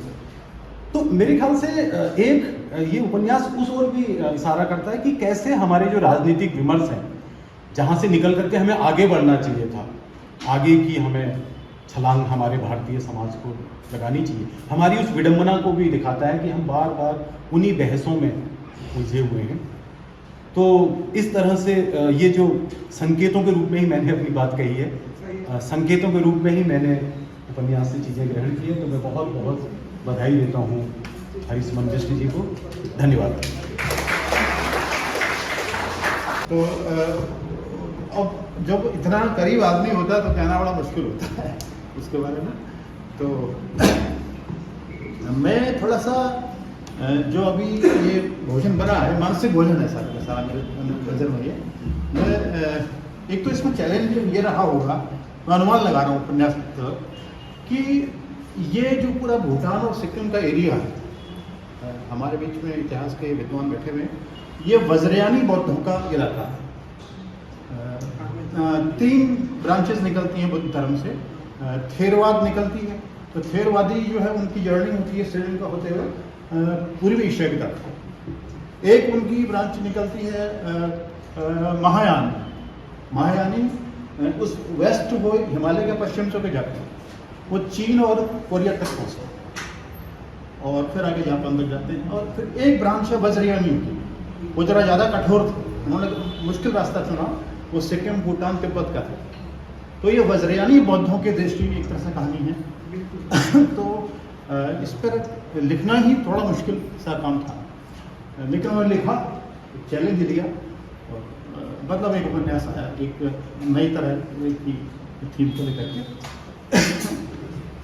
मुझे जो था अगर मैं इस पर फिल्म बनाता, हालांकि मुझे मन नहीं आता फिल्म बनाना, तो मैं इस पूरी उपन्यास में 13 शॉर्ट्स हैं, छोटे बड़े बनाते हैं, कोई बड़ा है कोई छोटा है। फिर उन शॉर्ट्स में आप संवाद बुने हैं, उन्हीं में फिलोसफी है, उन्हीं में राजनीति है और उनमें दर्शन भी। और ये सारे ही उपन्यासों में हरिशमन के मैंने देखा है कि इनके कहानीकार के बीच में और उनके दार्शनिक के बीच में हमेशा रचनाओं के बीच मुठभेड़ होती रहती है। जैसे कहानी में रहते रहते अचानक दर्शन का आ जाता है, और जब फिलोसफी में होते होते अचानक फिर दृश्य बीच में पैदा हो जाता है। तो ये कुछ खूबियाँ हैं इनकी जो लेखन शैली की विशेषताएं हैं। और दूसरा ये है कि डॉक्टर मैनेजर पांडे एक बार इनके हरिशमन जब ललित कला अकादमी दिल्ली में कार्यक्रम हो रहा था किताबों पर हरिशमन जी की, तो मैनेजर पांडे जी का एक ही वाक्य उन्होंने बोला। उन्होंने कहा कि आपकी जो पूरी शैली है वो अनुचिंतन की कहानियां हैं, यानी जो आप सोचते हैं उसको आप उसमें स्टोरी के फॉर्म में नेट करते चलते। लेकिन ये द्वंद्व हमेशा रहता है दर्शन के बीच में और कहानी के बीच में, कहानी की क्राफ्ट के बीच में। तो ये सारे उपन्यासों में, जैसे मौलाराम वाला जो उपन्यास है उसमें इतने खूबसूरत शॉट्स हैं, मतलब उसमें शॉट्स की भरमार है पूरे उपन्यासों में, और बड़े खूबसूरत शॉट बने हुए हैं। अच्छा, इसमें शॉट्स कम है, छोटा उपन्यास है, अभी शुक्ला जी ने कहा। तो लेकिन मैं जो यहाँ कहूँगा, मैं थोड़ा इस जो एक मानसिक खाद्य पदार्थ है इसमें से कुछ पढ़ के आपको सुनाऊंगा जो मुझे अच्छा लगा। भाषा का सौंदर्य, कुछ नए मुहावरे जो मुझे जो हिंदी में कम देखने को मिले, नहीं देखने को मिले, तो मैं यहीं तक अपनी बात से रखूँगा, वो मैं रख देता हूँ। तो कुछ मैंने चुने हैं, तो मैंने कहा अलग से लिखूं, लेकिन मैंने कहा किताब से ही पढ़ के सुना दूंगा। तो मुझे तो बड़ा मजा आया उन हिस्सों को पढ़ करके, कहाँ अब नया मुहावरा लाते हैं छोटा सा, तो भाषा के लिए वो महत्वपूर्ण होता है। तो मैं उसको पढ़ देता हूँ। एक पहला तो मैडम ने पढ़ दिया, बाकी बहुत बारीकियाँ यहाँ आपने रख दी हैं और शुक्ला जी ने रख दी हैं, तो मेरे ख्याल से बहुत ज़्यादा गुंजाइश मेरे कहने की नहीं है, लेकिन संक्षेप में मैं इनको लिखूँगा। ना का सौंदर्य जिसे कहते हैं ना, ये है। आओ विराजो देखें, कौन कहता है रात अंधेरी होती है, वह भी अपनी नींद सो जाए। नहीं नहीं, कभी नहीं, ऐसा नहीं हो सकता कभी। मैं दुनिया के अंधेरे में डूब जाने को नहीं मानता। मेरा ऐसा अनुभव भी नहीं कहता। वह दिन के उजाले में सोती और चांद की चांदनी में मचलती। रात के बारे में, रात का मालूम करना है। भरपूर खेलती है, उसके खेल में तारे संग होते हैं, तब उसका अपना गीत, संगीत और सौष्ठव होता है। डेचेन आज भी रात मौन नहीं रही।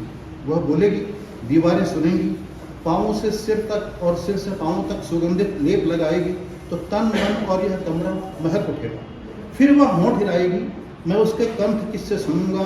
ओह, यह क्या चादर की सलवटों ने तो मुझे रोमांचित ही कर दिया। तो ये एक है भाषा का जो स्वाद का मामला है। तो होता ना कि उपन्यास में एक रवानी भाषा पूरी सभी कृतियों में होता है। कहीं कहीं क्या होता है कि भाषा की एक कुछ उछल लहरें होती हैं। नदी बहती है ना, लहरें बहुत सारी होती हैं, लेकिन कुछ लहरें ज़्यादा उछल जाती हैं, और जब वो हवा से टकरा के फिर वो छोटे छोटे जलमोती में बिखर जाती हैं, वो फिर पानी फिर उसमें दोबारा उसका हिस्सा बन जाता है। तो ऐसे अंश जो उछल लहरें हैं, मैं दो चार पढ़ता हूँ। अच्छा, जैसे एक वाक्य सुनिए थोड़ा सा। गहरी रात को मैं कभी का बाहर छोड़ा है। ये वाक्य को देखें। अच्छा, फिर बिल्कुल एक तरह का मुझे वाक्य लगा। रात में सड़कें भी नहीं सोई थी, और जिस तरह से आपका अनुभव, उनमें रात भर बर्फ जिससे आपका लेखन वो हमारे उसकी सफेद मोटी परत सड़क के ओले कोने में खड़ी मुस्कुराता। उसने भी मेरे मुस्कुराने पर अपने सुर्ख गालों से मुट्ठी भर गुलाल हवा में उछाल दिया। कुलपति महोदय नवीन चंद्र लोहनी जी हैं, मैं उनका भी इस मंच के माध्यम से स्वागत करता हूं, और महोदय से निवेदन करता हूं कि अपने वक्तव्य हमारे। आप सबको नमस्कार, बहुत धन्यवाद मुझे इस कार्यक्रम में जोड़ने के लिए। कार्यक्रम के अध्यक्ष आदरणीय प्रोफेसर दिवाकर जी, हमारे आज के महत्वपूर्ण लेखक हरिसुमन बिष्ट जी, शैलेश जी, शशांक शुक्ल जी, दिनेश कर्नाटक जी, प्रभाव पंत जी और इस कार्यक्रम के आयोजक त्रिभुवन जी, दीपांशु जी। अभी हाल ही में हम लोग मिले भुवन सिंह भट्ट जी से, आज इनसे फिर मुलाकात हुई है। तो ये आयोजन चूँकि यहाँ होना था हल्द्वानी में और मुझे इन दिनों हल्द्वानी में काम मिला हुआ है, तो मेरे लिए भी बहुत खुशी की बात है कि मैं हल्द्वानी में हूँ। हल्द्वानी का एक तरह से दूसरा आयोजन है। पहला आयोजन दीवा भट्ट जी की एक पुस्तक पर था, आज से करीब 1 साल पहले। सौभाग्य से उस दिन मैं उस पुस्तक को ठीक से पढ़ भी पाया था और समय भी था, तो ठीक तैयारी से प्रस्तुति भी हो गई होगी। लेकिन आज चूँकि इतने अच्छे विश्लेषणात्मक व्याख्यान हो गए हैं, मेरे पास पुस्तक के बारे में ज़्यादा चर्चा करने के लिए बहुत सारी बातें बची भी नहीं हैं। और हुआ ये कि ये पुस्तक मुझे मिली और ये पुस्तक गाजियाबाद मेरे घर पर रह गई और फिर मैं यहाँ आ गया। और ये परिस्थितियाँ ऐसी हुई कि उसके बाद कभी ऐसा अवसर बना नहीं। लेकिन चूँकि हरिसुमन बिष्ट जी का निर्देश था और उन्होंने अभी कहा, जो धमकी दी दीवा जी को बताया, तो वो ऐसी धमकियाँ अगर मिले तो फिर तो आदमी कैसे छोड़े। लेकिन 2 दिन से कुछ अस्वस्थ हूँ, कुछ बुखार और जुकाम से पीड़ित, तो ये था भी कि अगर मुझे राहत मिलती तो मैं नहीं भी आता, छुट्टी मिल सकती थी। लेकिन मुझे पता था कि अगर मैं ऐसा कहूँगा तो ये गलत हो जाएगा। आज बल्कि 2 इसी तरह के कार्यक्रम देहरादून में भी गए, जहाँ भी शासकीय तौर पर निर्देश था कि आना चाहिए। वहाँ से तो मैंने मोहब्बत ले ली, लेकिन मैंने कहा अपने शहर में तो ये काम होना चाहिए कि उपस्थित हुआ जाए। हरिसुमन बिष्ट जी से मैं लगभग 25-30 साल से परिचित हूँ। चूँकि हमारी वहाँ की बिरादरी में हम 2-3 तरह से कभी कभी मिलते थे। हिंदी एकेडमी में आपकी कार्यक्रमों में मिलना होता था। फिर कई बार पहाड़ी और क्षेत्रीयता के हिसाब से उत्तराखंडी समाज के कार्यक्रमों में भी कभी कभी मिलना होता था। फिर एक तीसरी बिरादरी हम लोगों की NCR की बिरादरी थी, जिसमें कुछ तरह के आयोजन होते थे, तो उस रूप में। और फिर हिंदी की तो एक बिरादरी थी। तो लेखक के तौर पर उनको मैंने कई जगह देखा, पढ़ा, सुना। संपादक के तौर पर उनकी उपस्थिति को मैंने देखा कि किस तरह से उन्होंने हिंदी एकेडमी में, दिल्ली सरकार में बहुत महत्वपूर्ण भूमिकाएँ निभाई और बड़ा अच्छा कार्य किया वहाँ पर, और एक उनकी प्रसिद्धि हुई उस रूप में भी। सौभाग्य से मुझे आँचरी माछरी, 32 राग गाँव मोला, कई एकांत, ये 3 उपन्यास मुझे पढ़ने के लिए मिले भी पहले और मैंने पढ़े भी। और चाहे 32 राग गाँव मौला है या आँचरी माछरी है, जिस तरह की भाषा और जिस शिल्प में वो बात करते हैं, उसका विकास हुआ है इस नए उपन्यास में। जिस तरह से आप लोगों ने भी कहा, स्वयं बिष्ट जी को भी लगता है और हम सब लोग भी महसूस करते हैं कि लेखक की यात्रा में जो भी नई कथा कहानी, जो भी विवरण वृत्तांत जुड़ेंगे, उन सब से उसका अनुभव तो समृद्ध होगा। लेकिन कई बार रचनाओं की जो क्या हम कहें पृष्ठ संख्या, या वो कितनी मोटी है और कितनी पतली है, इसके बजाय उसकी महत्वपूर्ण क्या उपस्थिति हुई उस रचना के माध्यम से। जैसे गेय के मैंने 3 उपन्यास पढ़े, अपने अपने अजनबी, नदी के द्वीप और अपने शेखर एक जीवनी, उसके 2 भाग। तो मतलब अभी भी कभी संदर्भ आता तो लगता है अपने अपने अजनबी सबसे कम पृष्ठों का, बल्कि 1/4 शायद उनके बड़े उपन्यासों का, और बावजूद उसको आप भूल नहीं सकते। उसकी जो रचनात्मकता है, उसमें जो विशिष्ट तरह से लेखन है गेय का, तो ऐसी बहुत सारी रचनाओं का जिक्र यहाँ पर भी हुआ। तो मेरे लिए हरिसुमन बिष्ट जी के इस आयोजन में सम्मिलित होना एक नैतिक जिम्मेदारी के तौर पर भी, और इस रूप में भी कि वो हमारे समय के महत्वपूर्ण लेखक हैं, उत्तराखंड से हैं, तो इस रूप में भी। और हिंदी दुनिया में इस समय उत्तराखंड की तरफ से दिल्ली में प्रतिनिधित्व करने वाले रचनाकारों में हैं, तो मेरे लिए ये बहुत ही अच्छा अवसर था। और उनके जो रचनाक्रम है उसका रंगमंच पर भी प्रदर्शन हुआ, अनुवाद भी हो रहे हैं, समीक्षा हिस्से में भी उनको ठीक से अब हम लोग देखते हैं अलग अलग रूपों में।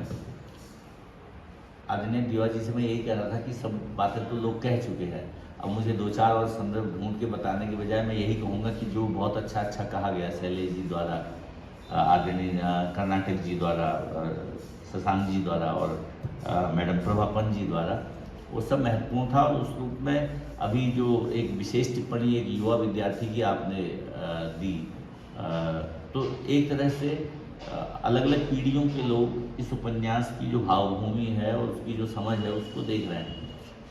सौभाग्य से मैं बहुत साल पहले लंदन था एक कार्यक्रम में, वहाँ पर हम लोग रात्रि के एक साहित्यिक आयोजन में थे, तो मुझे लग रहा था कि श्रीलंका से, बांग्लादेश से, पाकिस्तान से, भारत से बैठे हुए लेखक और रचनाकारों के बीच में ये सवाल ही नहीं आ रहा था कि किसकी अपनी क्षेत्रीयता है या देश के नाते हमारी क्या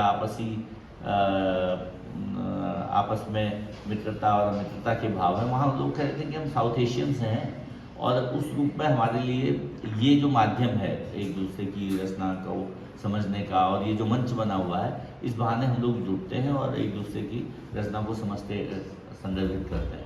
तो अभी जब आप लोगों ने टिप्पणी की इस पर कि किस तरह से भूटान देश और उसके आसपास की भौगोलिक सीमाएं, उसकी विशेषता के साथ नेपाल और बाकी देशों की, तो ये एक तरह से अलग अलग सीमाओं के होने के बावजूद जो भौगोलिक सीमाएं बनी हैं, जो तैयार हुई है, उनके संदर्भ से एक लेखक कैसे ऊपर जाता है और अंतर्राष्ट्रीय या राष्ट्रीय के बजाय मानवतावादी दृष्टिकोण के साथ और अपनी विशेषता के साथ वो प्रस्तुत होता है। तो ये कहानी भी उस तरह से बुनती है।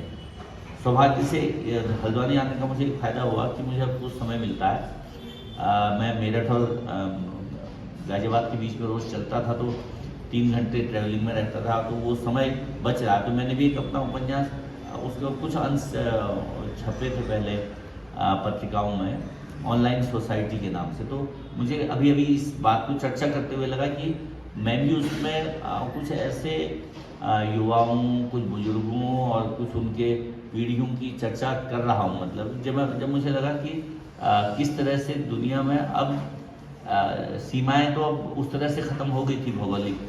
जब हम यहाँ से जाके अमेरिका नौकरी करने के इच्छुक होते हैं और जापान या रूस और ब्रिटेन और तमाम जगहों पर, लेकिन इस नई दुनिया ने जो पिछले 10, 15, 20 साल की दुनिया है, उसमें भी पिछले 5-7 साल की जो दुनिया है, उसमें अब सोसाइटी नहीं है, समाज नहीं है। समाज में लोग हवा में हैं। ये एक व्हाट्सएप समाज है जिसमें जी रहे हैं लोग, एक इंटरनेट का समाज है। और अब जो नया समाज आया है एक हाल के दौर में, उसमें तो ऐसा हुआ कि हम हैं साथ में और हम एक दूसरे को पहचानते भी नहीं हैं। कई बार मेरे साथ ये हुआ कि दिल्ली में गए पुस्तक मेले पर, बहुत अच्छी बातचीत हो रही है ऑनलाइन, सामने देख रहे हैं तो पता ही नहीं कौन किसको कितने सही से पहचानता है।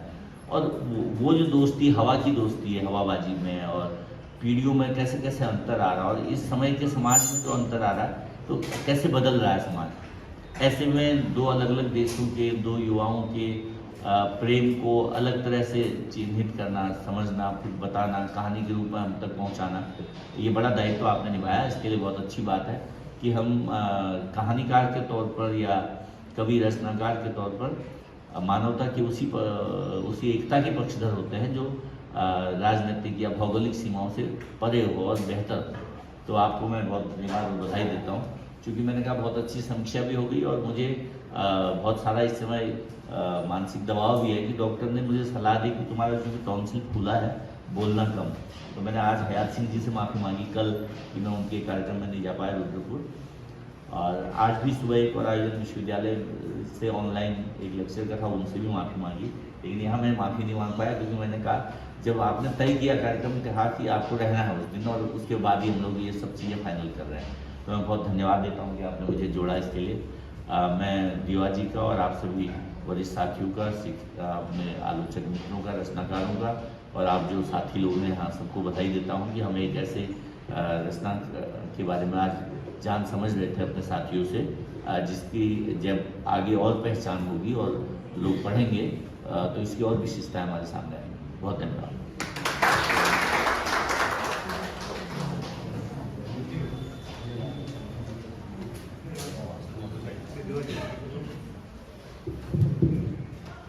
बहुत बहुत धन्यवाद। नाटक एवं यात्रा साहित्य में इन सब के साथ साथ उनकी जो रचनाएं हैं, जो गीत हैं, और वो सिनेमा पर भी बहुत प्रख्यात हैं।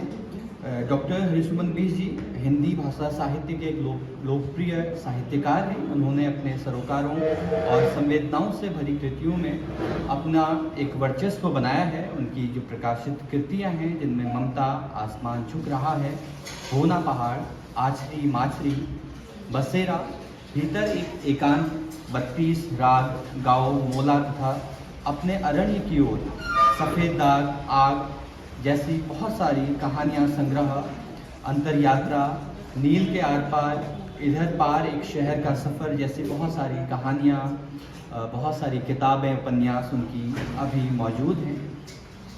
हरीशमन बीस जी की रचनाओं का अंग्रेजी सहित भारतीय भाषाओं में भी अनुवाद हो चुका है। पुरस्कार और सम्मान में हरीशमन बीस जी को उनके साहित्य के लिए समय समय पर विभिन्न सम्मानों से सम्मानित किया जा चुका है। प्रमुख रूप में मध्य प्रदेश राष्ट्र भाषा प्रचार समिति, हिंदी भवन, भोपाल विजय वर्मा कथा सम्मान, मुंबई में अखिल भारतीय रामवृक्ष बेनीपुरी साहित्य सम्मान जैसे बड़े सम्मान उनको मिल चुके हैं। आज वो हमारे बीच में हैं, उनकी पुस्तक हमारे बीच में है, ये हमारे लिए सम्मान का विषय है। मैं आपकी जोरदार तालियों के साथ महोदय को मंच पर आमंत्रित करता हूं। अब क्या कहूँ, मेरी समझ में कुछ आ नहीं रहा है कि मुझे क्या कहना चाहिए। तो सबसे पहले तो मैं आदरणीय नवीन जी का, नवीन लोहनी जी अपना समय निकालकर मेरे एक अनुरोध को स्वीकार किया और व्यस्तताओं के बावजूद मैं उनको बार बार परेशान करता रहा और वो यहाँ आए, अपना समय दिया।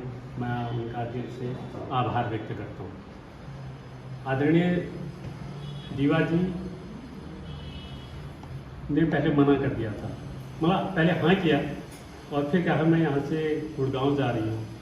मैंने कहा मैं आत्महत्या कर लूँगा। ये नहीं ब्लैकमेल नहीं है, क्योंकि दीवा जी से जो साक्षात मेरा हो रहा है, इतने साल लिखने में, पढ़ने और मिलने में मिलते थे, अब ऐसे हवा हवाई, पर इस तरह का संवाद कभी कायम नहीं हुआ। कभी इतनी लंबी बातचीत, मेरी आदत भी नहीं है लंबी बात करने का और लंबी बात भी नहीं हुई। लेकिन उसके बावजूद आप गुड़गांव से आए और मुझे मैसेज किया कि मैं आ रही हूँ, और नहीं तो मुझे कहा कि वैकल्पिक व्यवस्था कर लेना। मैंने ये भी कह दी। और भाई शैलेश जी ने मेरे उपन्यास पर, लगभग सभी उपन्यासों पर अच्छी बातचीत की और अपना जो एक दृष्टिकोण था उन्होंने उसे रखा। मैं उनका अभिवादन भी करता हूँ और उनका धन्यवाद भी करता हूँ। आदरणीय प्रभा पंत जी भी मेरे ख्याल से कल इलाहाबाद थी और मुझे लग रहा था कि शायद नहीं पहुँच पाएंगे, लेकिन आई और एक खूबसूरत, महत्वपूर्ण और गंभीर लेख आपने रखा। मैं आपका दिल से आभार व्यक्त करता हूँ। आदरणीय भाई शशांक शुक्ल जी, हमारी ज़्यादा लंबी मुलाकात नहीं है, लेकिन नाम से एक दूसरे से परिचित थे। एक दिन अचानक ही किसी कार्यक्रम में रामनगर आया था और इनका फ़ोन आ गया कि आप रामनगर आए हैं तो यहाँ भी चले आइए और इस बहाने मुलाकात होगी। तो फिर यूनिवर्सिटी में इन्होंने बुलाया और बड़ा सम्मान और प्यार दिया। मैं इनका आभार व्यक्त करता हूँ और मेरे अनुरोध को स्वीकार किया। भाई दिनेश कर्नाटक जी से मेरा अनुबंध लगभग 3 साल पहले से था। मेरा जो उपन्यास था अपने अरण्य की ओर, वो मैंने आपको भेजा था और शायद वो उपन्यास बिल्कुल अलग तरह का उपन्यास था और मुझे लग रहा था कि उस पर चर्चा होनी चाहिए। चूँकि पहाड़ की जितनी जटिल समस्याएं हैं, उन समस्याओं को एक सकारात्मक दृष्टिकोण से, लोग उसे कहते हैं कि रिवर्स अप्लाइंग के लिए मैंने उपन्यास लिखा है, लेकिन वो सही मायने में रिवर्स अप्लाइंग वाला उपन्यास नहीं है। मैं जब उस उपन्यास को लिखा, कम से कम मुझे उस पर लिखने में 5 साल लगे हैं। मैंने उस उपन्यास को लिखने के लिए चारों वेदों को पढ़ा है, मैंने राम को पढ़ा है, कृष्ण को पढ़ा है, तमाम जो इस संदर्भ में जो किताबें हो सकती थी, जो मुझे उपलब्ध हुई, उन किताबों को मैंने पढ़ा और उसके बाद मैं अपने अरण्य की ओर लौट पाया हूँ। वो अरण्य जो है वो सामान्य शब्द अरण्य नहीं है, वो अरण्य वही है जो हमारे यहाँ वेदों में होता है। हम आम बोलचाल में हम लोग वन का भी प्रयोग नहीं करते, हम जंगल का प्रयोग करते हैं, लेकिन मैंने ऐसे में भी अरण्य का प्रयोग किया है। अरण्य के बहुत गूढ़ अर्थ हैं और बहुत दूरी तक वो जाते हैं और अपने अरण्य की ओर लौटने की बात उसमें मैंने कही है। उस उपन्यास में मैंने यहाँ तक कहा है कि पहाड़ के लोगों, जब तक आप अपने देवभूमि होने का नारा लगाते रहोगे तब तक तुम्हारा कोई विकास संभव नहीं है। ये मैं कई बार इंटरव्यूज में भी कह चुका हूँ और आज भी कह चुका हूँ। विकास के नाम पर आपके यहाँ क्या हो रहा है, यदि उस उपन्यास को आप पढ़ेंगे, आप दिल्ली की या महानगर की ऊंची इमारतों को देखेंगे जहाँ सूरज तक नहीं आता, वहाँ हम जब जीवन जी रहे हैं, तो उन पहाड़ों की तरफ देखिए जिसके इस पहाड़ से जब मैं क्षितिज की तरफ देखता हूँ तो मुझे लगता है कि उस तरफ कुछ है, लेकिन ऊंची इमारतों के बीच जहाँ मुझे विकसित नागरिक का मानना है वहाँ मैं सूरज की रोशनी तक नहीं मिलती। ये विडंबना को मैंने उस उपन्यास में उठाने का प्रयास किया है। मुझे लग रहा है कि जितना खूबसूरत रिव्यूज उस पर अंग्रेजी में आए हैं उतना हिंदी में नहीं आए हैं। उसमें आए हैं मेरे ख्याल से उस पर 10 या 12 रिव्यूज़ बहुत अच्छे आए हैं अरण्य पर। लोगों ने पढ़ा है, बहुत सीरियसली उस उपन्यास को पढ़ा है। शायद मैं उनको जो बात कहनी तो मैं भूल ही गया, वो तो आगे चला गया। लेकिन यहाँ तमाम आप लोग उपस्थित हैं और मेरे छोटे से अनुरोध को लेकर आगे, विशेषकर अभी मेरी मुलाकात प्रोफेसर अजय सिंह रावत जी देहरादून में जो कार्यक्रम निशंक जी का हुआ था वहाँ मुलाकात हुई थी और हमने मंच शेयर किया था। और मेरे छोटे से अनुरोध पर आप और मिसेज को लेकर यहाँ आए, मैं आपका हार्दिक आभार व्यक्त करता हूँ। मदन पांडे जी, हम एक गांव के हैं और गांव में भी पड़ोस के हैं, और जब इनकी दादी सब्जी बनाती थी रात में तो वो सब्जी मुझे जब तक नहीं दी जाती तब तक घर में भोग नहीं लगता। तो ये हमारा जो संबंध है वो संबंध उनसे पारिवारिक संबंध उस तरह का रहा है। और मेरे गुरु भी हैं 6th 7th 8th में आपने मुझे जवाहर जो जूनियर हाई स्कूल था वहाँ पढ़ाया। तो आप यहाँ आए और शायद कई अरसे के बाद आपकी और मेरी मुलाकात हुई। मैं आपका आभार व्यक्त करूँ। गिरीश जी हैं, पांडे जी हैं और प्रयाग जी हैं, तमाम सभी मित्रों। सबसे पहले ज़्यादा मैं आभार व्यक्त करता हूँ भाई त्रिभुवन जी का। ये कई दिनों से कह रहे थे कि दिल्ली में इतने कार्यक्रम होते हैं और आप इधर उधर कार्यक्रमों में जाते रहते हैं, लेकिन इधर हल्द्वानी में भी ये कार्यक्रम आपकी रचनाओं पर होना चाहिए। इसमें मेरा कोई प्रयास नहीं है, जो भी प्रयास इन्होंने किया इसका श्रेय इनको जाता है। मैं इनका भी दिल से आभार व्यक्त करता हूँ। मित्रों, मैं आप थोड़ी सी बात इस रचना पर, इन किताबों हवाओं का घिरा आदमी, मैं जो आपने पाया, जो आपने देखा, जो अनुभव किया, वो अनुभव आपने जो किया वो मेरा अनुभव है, मैं मुझे स्वीकार करता हूँ। यदि ये उपन्यास आपको प्रभावित कर सका, आपको छू सका, आपके मन को ये कहने को, ये शब्द कहने को तैयार हुए, तो ये मेरे उपन्यास की सफलता है, मेरे लेखन की सफलता है। इसका श्रेय मैं व्यक्तिगत रूप से नहीं लेना चाहता। ये उपन्यास आपने कहा जटिल है और डॉक्टर प्रभा जी ने कहा बहुत सरल उपन्यास है, लेकिन ये उपन्यास सरल नहीं है, बहुत जटिल है। और अभी तक मैंने 10 उपन्यास लिखे हैं और 10 उपन्यास लगभग बड़ी चर्चा में रहे हैं। कोई भी व्यक्ति ऐसा नहीं है कि वो ये ना कहे कि मैंने, चाहे भीष्म साहनी हो, असगर वजाहत हो, पंकज बिष्ट हो या तमाम जितने बड़े लेखक हैं, हर लेखक ने मेरे उपन्यासों पर लिखा है, बोला है और मुझे प्रोत्साहित किया है। उसी कड़ी सिलसिले में यदि मैं इस उपन्यास को देखूं, ये उपन्यास बहुत जटिल उपन्यास है। ये 142 पेज का जरूर है, लेकिन इसके जो आयाम हैं वो बहुत बड़े हैं। उन मुद्दों को मैंने बहुत कम छुआ और जानबूझ के कम छुआ। मैंने पाकिस्तान, हिंदुस्तान और बांग्लादेश और नेपाल और श्रीलंका के चीज़ों को मैंने उसमें उठाया है। उन छोटे छोटे जो हमारे सांस्कृतिक जो चीज़ें हैं, उन बुनियादी सवालों को इसमें उठाया गया। जैसे एक शब्द मैं आपको बताता हूँ, मैं पाकिस्तान में कहता हूँ कि चाहे गरीबी कितनी भी हो, पाकिस्तान में दस्तरखान सजेगा ही सजेगा, शायद ये शब्द है। ये दस्तरखान पाकिस्तान की जो इसमें हालात हैं, वहाँ खाने के लिए, दाने के लिए लोग तरस रहे हैं, वहाँ उसके बावजूद भी दस्तरखान शाम को सस्ता है। वो उसी एक रोटी मिलेगी तो उसी को बांट कर वो आपस में पूरा परिवार उसको जीता। ये ताकत है। इस उपन्यास के बारे में ही एक लेख अभी कुछ दिन पहले छपा था। उन्होंने कहा था कि जो श्रीलंका में और बांग्लादेश में जो घटनाएं घटी हैं, इसका पूरा संकेत इस उपन्यास में दिया गया है। नेपाल की जो समस्याएं हैं, आप इनको छोटे छोटे टुकड़े हैं, जो उनके वाक्य हैं उनको देखिएगा, उसमें बहुत जटिलता है। वो इतनी आसानी से समझाने वाला उपन्यास नहीं है।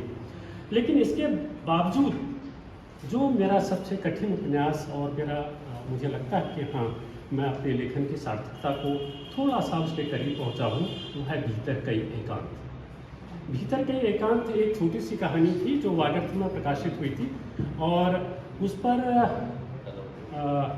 हमारे कश्मीर के अपने जो कानपुर से लेखक थे, बड़े बड़े लेखक हैं, नहीं उनका निधन हो गया, जिन्होंने गांधी पर उपन्यास किया था, गिरिराज जी ने साहित्य अकादमी के कार्यक्रम में मुझसे कहा, हरीशमन वो ऐसे बोलते थे हरीशमन, क्योंकि शैलेश मटियानी के साथ मेरे बहुत निजी ताल्लुकात थे, मेरे घर का आना जाना, तो उसी से मेरा और गिरिराज जी का और ये जो साहित्य अकादमी में गोविंद मिश्र जी हैं, इनके साथ जो संबंध रहे हैं, उन संबंधों के लिए वो कहते हैं कि हरीशमन तुमने उपन्यास कहानी लिखी है, बहुत खूबसूरत कहानी लिखी है, लेकिन तुम इसको थोड़ा सा विस्तार है। तो वो जो विस्तार है, वो ये उपन्यास जो है भीतर कई एकांत, ये उसी का विस्तार है। वो उपन्यास सामान्य तौर पर उसमें बटोही जी ने कहा कि इस तरह के उपन्यास पहाड़ों पर बहुत लिखे गए हैं, लेकिन मैं उस बात का खंडन करता हूँ। इस तरह का उपन्यास अभी तक नहीं लिखा गया। ये उपन्यास एक बूढ़े की कहानी है और एक युवा, मेरा जैसा युवा उस जमाने का, उससे संवाद करता है। वो संवाद करता है, वो बूढ़ा, आज मैं युवा हूँ या जवान हूँ, आप हैं युवा हैं या बूढ़े, कल को आप भी दरवाजे के उस किनारे पर पहुँचने की स्थिति पर आएंगे जिस दिन आप बूढ़े हो जाएंगे, परिवार के लिए आप बोझ बन जाएंगे और आपको एक अलग दृष्टि से देखा जाएगा। उस समय मेरी या आपकी उस बूढ़े की मानसिकता का जो मनोविज्ञान है, मैंने उस उपन्यास में पकड़ने की कोशिश की। ये कोई साधारण उपन्यास नहीं था, बहुत कठिन उपन्यास था, और उस उपन्यास को समझने के लिए पूरे भारतीय जीवन दर्शन को मैंने समझने की कोशिश की। आपने तो मेरे ख्याल पढ़ा था, आपने मुझे कहा था कि कठिन उपन्यास है। सचमुच में वो कठिन उपन्यास है जब पूरे जीवन दर्शन को उसमें मैंने रखने की किया, एक युवा के माध्यम से एक बड़े का। वही बूढ़ा, वो केवल एक बूढ़ा नहीं है, वो बूढ़ा अभी तक एक परिवार की जिम्मेदारी, एक दुनिया बसा रहा था। वो बूढ़ा दरवाजे पर बैठा है। उसके मनोविज्ञान में सबसे बड़ी ताकत ये है कि वह 1947 से लेकर आज तक के भारत का गवाह है। वो झंडे को गिरते हुए पड़ते हुए देख रहा, और उसमें जो बच्चे को, उस युवा को कहता है कि अब ये मैं बूढ़ा हो चुका हूँ, मेरे हाथ थक चुके, ये दीवारें भी इस झंडे को सहारा देने के लिए नहीं है, अब ये झंडा युवाओं के हाथ में अच्छा दिखेगा। इस तरह के संवाद जब उसमें आते हैं, वो विचलित करते हैं। तो मेरे अभी तक जितने भी 10 उपन्यास हैं, मैंने परंपरागत लिखे गए उपन्यासों की जो तौर तरीका, जो ढांचा है, मैंने लगभग उसमें अपने उपन्यासों में तोड़ने की कोशिश की। मैं उस परंपरावाद का निर्वहन करने का बिल्कुल समर्थक नहीं हूँ और न करता हूँ। और यही पक्ष है कि ऑस्ट्रेलिया के एक अखबार ने जब भीतर कई एकांत का review, it's all solitude with in, अंग्रेजी का अनुवाद है, उस पर छपा, तो उन्होंने उसमें लिखा, अंग्रेजी वाले ने, ऑस्ट्रेलिया ने, कि यदि भारतीय साहित्य को आपको समझना है, केवल हिंदी साहित्य नहीं कहा उसने कहा इंडियन लिटरेचर को आपको समझना है, समकालीन इंडियन लिटरेचर को, तो इस लेखक के इस उपन्यास को पढ़ना बहुत जरूरी है। ये मैं नहीं कह रहा, अपनी तरफ से मैं अपने को ग्लोरीफाई नहीं कर रहा, ये ऑस्ट्रेलिया के एक डेली पेपर में ये रिपोर्ट उस पर छपी है। तो मुझे खुशी होती है कि यार जो मैं लिख रहा हूँ, आज नहीं तो कल हमारे पास समय क्या, रिटायर हुए 10 साल हो गए, अब हमारे पास समय भी कितना, बहुत कम समय है। कम समय में यदि हम कोई महत्वपूर्ण चीज़ अपने समाज को दी जाती है, तो आज नहीं तो कल तो रिव्यू हो गए। इस उम्मीद के साथ मैं आप सबका पुनः आभार व्यक्त करता हूँ। एक छोटी सी इस उपन्यास को लेकर जहाँ आज लोग ये कहते हैं कि प्रकाशक भी कहते हैं, लेखक भी कहते हैं कि किताबें नहीं बिकती हैं, किताबें छप रही हैं, ढेरों छप रही हैं, लेकिन बिक नहीं हैं, क्योंकि लेखक को कुछ देना पड़ता है, पारिश्रमिक देना पड़ता है, इसलिए। और लेखक को, हिंदी लेखक तो बहुत गरीब है, उसको तो देता ही नहीं। आज तो किताबें, पैसा देकर किताबें छपाई जाती हैं। लेकिन मैं बड़ा अपने को सौभाग्यशाली मानता हूँ। लगभग मेरी 35-40 किताबें हैं। मैक्सिमम किताबों को की रॉयल्टी मुझे मिलती है, और किताबें प्रकाशक लगातार किताब, उपन्यास, खासकर उपन्यास मांगते हैं। इसका एक एग्जाम्पल, उदाहरण मैं आपको ये देना चाहूँगा कि कल रात मुझे एक मैसेज मिला है, और ये लड़की किसी कॉलेज में PhD कर रही है। इसने इस उपन्यास को खरीदा है और खरीद कर पढ़ा है और अपनी टिप्पणी दी है। और यदि आप इस टिप्पणी को सुनना चाहेंगे तो मैं आपको सुना सकता हूँ। बहुत छोटी टिप्पणी है, लेकिन बहुत पावरफुल है। एक युवा किस तरह, किस रूप में सोचता है इस उपन्यास को लेकर, वो मैं आपको बताना चाहता हूँ।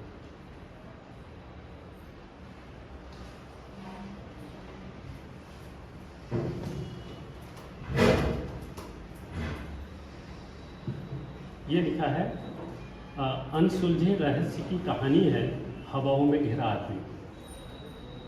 मानव जीवन जितना सुलझा हुआ है उतना ही उलझा हुआ है। उसे समझना जितना सरल है उतना ही जटिल भी है। न जाने कितना कुछ है जो मनुष्य के मन में उफनते हुए सागर की भांति भावों की लहरों के रूप में प्रकट होता है, और न जाने कितना कुछ बच जाता है जो उदास सागर की तरह मौन है। इस मौन को तोड़ने का काम करता है प्रसिद्ध कथाकार हरिसुकुन बिष्ट का उपन्यास हवाओं में घिरा आदमी। यह उपन्यास नहीं है, बल्कि युवाओं के मन का दर्शन है। यह उपन्यास युवा मन के द्वंद्व को उभारता है। व्यक्ति के मन में कितना कुछ समाया हुआ है, वह कितनी परतों में सोचता है, सोचने की प्रक्रिया में किन किन राहों से गुजरता है, अपने मन की बातों का कितना हिस्सा प्रकट कर पाता है। ऐसे तमाम प्रश्न इस उपन्यास के पात्र उठाते हैं। हरिसुकुन बिष्ट जब भी उपन्यास लिखते हैं तो अपने चिंतन की गहराई और अनुभव का प्रामाणिकता के साथ ही लिखते हैं। उनके उपन्यास मानव जीवन की उन सच्चाइयों से हमें रूबरू करवाते हैं जिन्हें हर कोई भोगता तो है, किंतु कह नहीं पाता। इस उपन्यास का मौन पढ़े जाने योग्य है। उपन्यास का शीर्षक हमारा ध्यान आकर्षित करता है। यह शीर्षक एक द्वंद्वग्रस्त आदमी की स्थिति को दर्शाता है। लेखक ने आज के युवा मन को पढ़ा भी है और इस उपन्यास में गढ़ा भी है। वर्तमान दौर सोशल मीडिया का दौर है, और इस दौर में फेसबुक, ट्विटर, इंस्टाग्राम का बोलबाला है, जहां लाखों लोग एक दूसरे से जुड़े हुए हैं और उससे निरंतर बात भी करते हैं। भले ही वे कभी मिले ना हो, फिर भी उनका निरंतर एक दूसरे से संवाद एक संबंध विकसित करता है, जिसमें ओस की नमी सी भीगी घास की तरह हृदय में प्रेम भाव की सिगरन पैदा कर देता है। इस उपन्यास की कहानी एक ऐसे लड़के और लड़की की है जो सोशल मीडिया पर मिलते हैं और बातचीत का सिलसिला उन्हें एक दूसरे से मिलने की ललक पैदा कर देता है। उपन्यास में एक युवा है जिसका जयगांव से इमिग्रेशन हो जाता है और वह भूटान में जाकर रहने लगता है। उपन्यास की शुरुआत में ही लड़का अपनी सोशल मीडिया पर बनी दोस्त डेनेजा लिखा है, इसने डेनेजा से मिलता है। यहाँ से उपन्यास की कहानी शुरू होती है। इस लड़के का भूटानी लड़की से मिलना पाठक के भीतर एक जिज्ञासा पैदा करता है, क्योंकि जैसे जैसे उपन्यास आगे बढ़ता है तो पाठक को पता चलता है कि जिस लड़की से लड़का भूटान में मिलता है वह आभासी पटल पर पहले से मिल चुके हैं। अब तो बस शारीरिक उपस्थिति की पूर्ति भर हुई है। उपन्यास की पूरी कहानी इन्हीं दोनों के इर्द गिर्द घूमती है। यह उपन्यास भूटान की संस्कृति, परंपरा, परिवेश, भाषा, खानपान, रहन सहन और महत्वाकांक्षी युवा का मार्मिक आख्यान रचता है। संवेदना की कसौटी पर यह उपन्यास प्रेम भाव की अभिव्यक्ति है। न जाने कितनी प्रेम कहानी लिखी जा चुकी है, किंतु यह प्रेम कहानी अनूठी है। साधारण विषय को बिष्ट जी ऐसे प्रस्तुत करते हैं कि उसमें एक नयापन झलकने लगता है। यह नयापन उनकी कहन शैली में है। किसी बिष्ट जी भाषा के जादूगर हैं, उनका भाषा पर पूर्ण अधिकार है। यह उपन्यास पढ़ते हुए लगता है कि पात्र अपने संवाद स्वयं गढ़ रहे हो। उनकी भाषा में वह ताकत है जो मन का बहुत ही बारीक विश्लेषण कर सके। बिष्ट जी पहाड़ी हैं और पहाड़ प्रकृति की अनुपम छटा और सौंदर्य का मूल रूप है। इसलिए जब वे प्रकृति का वर्णन करते हैं तो उसे जीवन कर देते हैं। ऐसा लगता है मानो हम स्वयं उन वादियों में चल रहे हों, इस परिवेश को जी रहे हों जो उपन्यास के पात्र जी रहे हैं। सच यह उसकी भाषा की ही ताकत है और उनकी यह खूबी इस उपन्यास में विशेष रूप से उजागर हुई है। प्रकृति की मोहकता और उसकी तरलता में घोल देने वाली भाषा है इस उपन्यास की। बिष्ट जी ने स्त्री और प्रकृति में साम्य भी प्रस्तुत किया है। ये बहुत 2 पैराग्राफ और हैं और इसी तरह इसमें उपन्यास को बहुत खूबसूरत तरीके से लिखा। इससे मुझे एक बल मिलता है, बड़ा मानसिक बल मिलता है कि कोई तो है, युवा वर्ग पढ़ तो रहा है, किताबें खरीदी जा रही है, किताबें पढ़ी भी जा रही हैं और जब इस तरह की टिप्पणियाँ आती हैं सब कुछ एक सार्थक सोच के लिए एक रास्ता और आगे के लिए बनता है। इसी के साथ मैं आप सबका दिल से आभार व्यक्त करता हूँ। बहुत बहुत धन्यवाद। हमारे मध्य में प्रोफेसर दीवा भट्ट जी हैं जो कि सुगन सिंह जिन्ना विश्वविद्यालय में लंबे समय तक कार्यरत रही और अल्मोड़ा के हिंदी विभाग में उनके द्वारा जो कार्य किया गया वो वाकई हमारे लिए सराहना है और हमारे लिए उत्कृष्ट शिक्षण और अनुसंधान के लिए जो आपके द्वारा कार्य किए गए हैं वो भी हमारे लिए प्रेरणा स्रोत है। मैं बहुत ही आदरपूर्वक आदरणीय दीवा भट्ट जी को मंच पर आमंत्रित करना चाहूँगा जो कि आज के इस कार्यक्रम की अध्यक्षता भी कर रही है।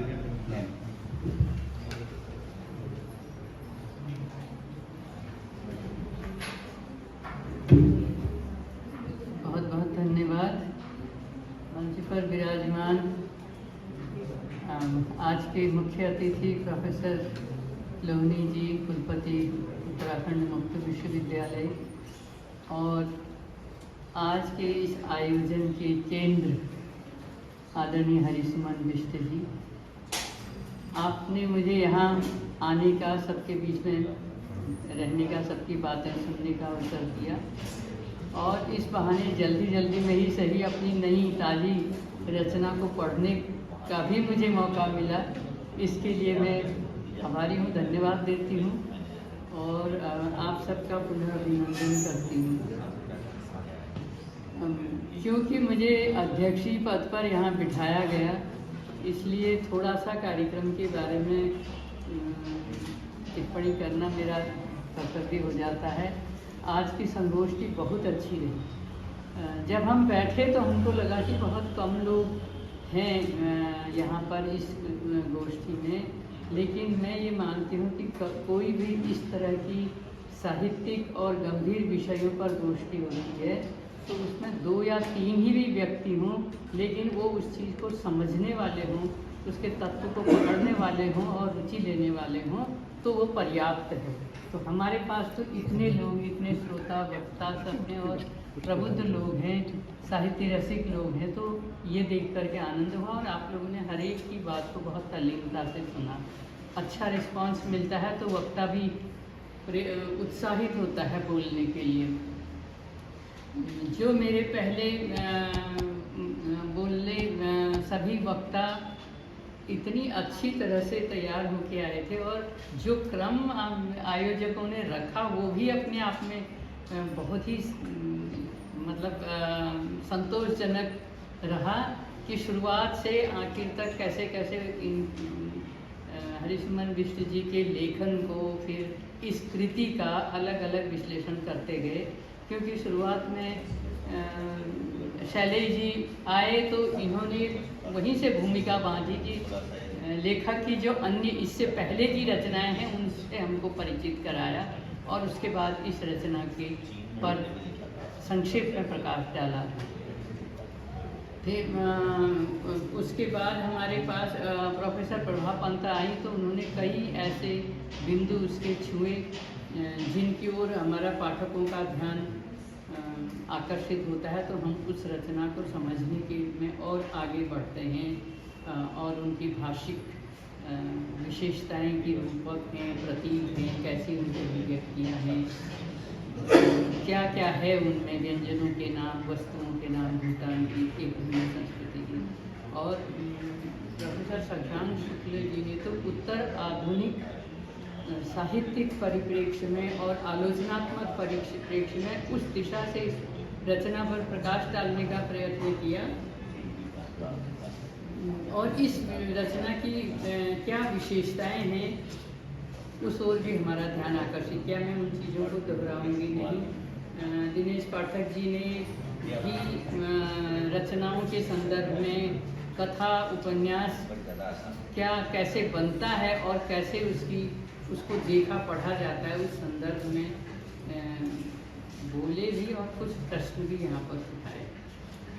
उसके बाद हमारे पास मतलब ये कई महत्वपूर्ण बातें आपने की, मैं दोहराऊंगी नहीं। डॉक्टर मदन मोहन पांडे जी ने ये भले ही शिक्षा के क्षेत्र से जुड़े हैं, विशुद्ध रूप से साहित्य के अध्यापक नहीं रहे, साहित्य के लेखक इस तरह नहीं रहे, लेकिन ये साहित्य को बहुत गहराई से समझते हैं, ऐसा इनको सुनते हुए हमें महसूस हुआ। बहुत रुचि से हिंदी के तमाम साहित्यकारों को पढ़ते हैं, तो इस रचना की भी आपने खरी खरी विवेचना अपने मन में तो की ही है, यहाँ पर भले ही आप उतना नहीं बोल रहे हैं। और प्रोफेसर लोहनी जी का भी आभार कि आपके पास आजकल उनको दिखता रहता है कि इनका एक पाँव हल्द्वानी में एक पाँव हमेशा बाहर होता है, तो दौड़ते भागते भी ये हमारी पकड़ में आज यहाँ आ गए और हमको इनको सुनने का मौका मिला, तो ये बहुत अच्छा रहा। लेखक ने अपने लेखन के विषय में बताया तो जितना हवाओं से घिरा आदमी के विषय में आप बोले, उससे अधिक आपने रचना प्रक्रिया के विषय में आपने कहा, अन्य रचनाओं के संदर्भ में, और क्या इस समय आपकी स्थिति है ये है। फिर थोड़ी सी अगर मैं अपनी बात रखूँ तो मुझे ये लग रहा था जब मैं आप लोगों को सुन रही थी कि हाँ, ये तो मेरा ध्यान भी इसी बिंदु पर गया था। मेरे भैया आप बोल रहे हैं और फिर प्रभा जी ने कुछ कहा जो मैंने सोचा था वही उनके मुंह से निकला। शशांक जी ने तो बिल्कुल उन्हीं बिंदुओं को छुआ है, दिनेश जी ने भी। इसलिए मैं दोबारा बोलूँ उन बातों को नहीं ठीक होगा ऐसा मुझे लगता है। आशा है कि मैं ऐसा दोहराव नहीं करूँगी। और फिर भी मैं अपनी थोड़ी सी प्रतिक्रिया देना चाहती हूँ। एक बात ये होती है कि जब रचना का आजकल ये बहुत हो रहा है कि हम लिखते हैं, फिर किसी से किताब छपने से पहले अपनी भूमिका प्रस्तावना लिखाते हैं, तो वो लिखता है और उसमें ज़्यादातर लेखक की तारीफ ही होती है। भूमिका लिख दो कहने का मतलब ही यही है कि हमारी तारीफ लिख दो, मतलब परोक्ष रूप से स्पष्ट नहीं होता है। उसी प्रकार से जब हम विवेचन और इसमें विमोचन के कार्यक्रम में होते हैं, विमोचन में बोलते हैं, तो उस रचना की खूबियों को, उसकी विशेषताओं को हम रखते हैं और अक्सर लोग प्रश्न उठाते हैं या कटु आलोचना नहीं करते हैं। उस समय उस रचना की प्रायः ऐसा देखा जाता है। तो आज के वक्ताओं ने भी महत्वपूर्ण बिंदुओं को छुआ है और कहीं कहीं प्रश्न उठाए हैं, लेकिन ऐसे सीधे सीधे कोई आपत्ति व्यक्त नहीं की है। तो आपत्तिजनक है नहीं, लेकिन दृष्टि, जैसे यहाँ पहले भी कहा गया है कि लेखक एक दृष्टि से लिखता है और पाठक जितने होते हैं उतने उसके दृष्टिकोण हो जाते हैं, उतने उसके पाठ अलग अलग होते हैं, तब वह रचना अपने विविध अर्थों को देने लगती है।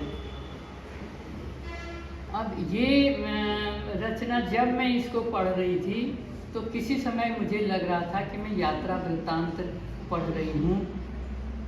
अज्ञेय का परशुराम से तरफेन वाला जो एक यात्रा संस्मरण है वो भी याद आ रहा था कि ऐसे ही किसी पहाड़ी क्षेत्र पर और प्रकृति के बीच में सौंदर्य में एकांत की जगह पर जा रहे हैं, वहाँ का वर्णन आ रहा था। तो ऐसी अनुभूति हो रही थी जब ये भूटान की पहाड़ियों की ओर को इनका नायक जा रहा होता है। किसी समय ये लगता है कि पुराने संस्मरण पढ़ रहे हैं और कभी लगता है कि हम डायरी पढ़ रहे हैं इसके कथानायक की, कि फिर ये हुआ, वो मिली, फिर हम यहाँ गए, फिर हमारी ये बातचीत हुई, ऐसा महसूस होता रहा।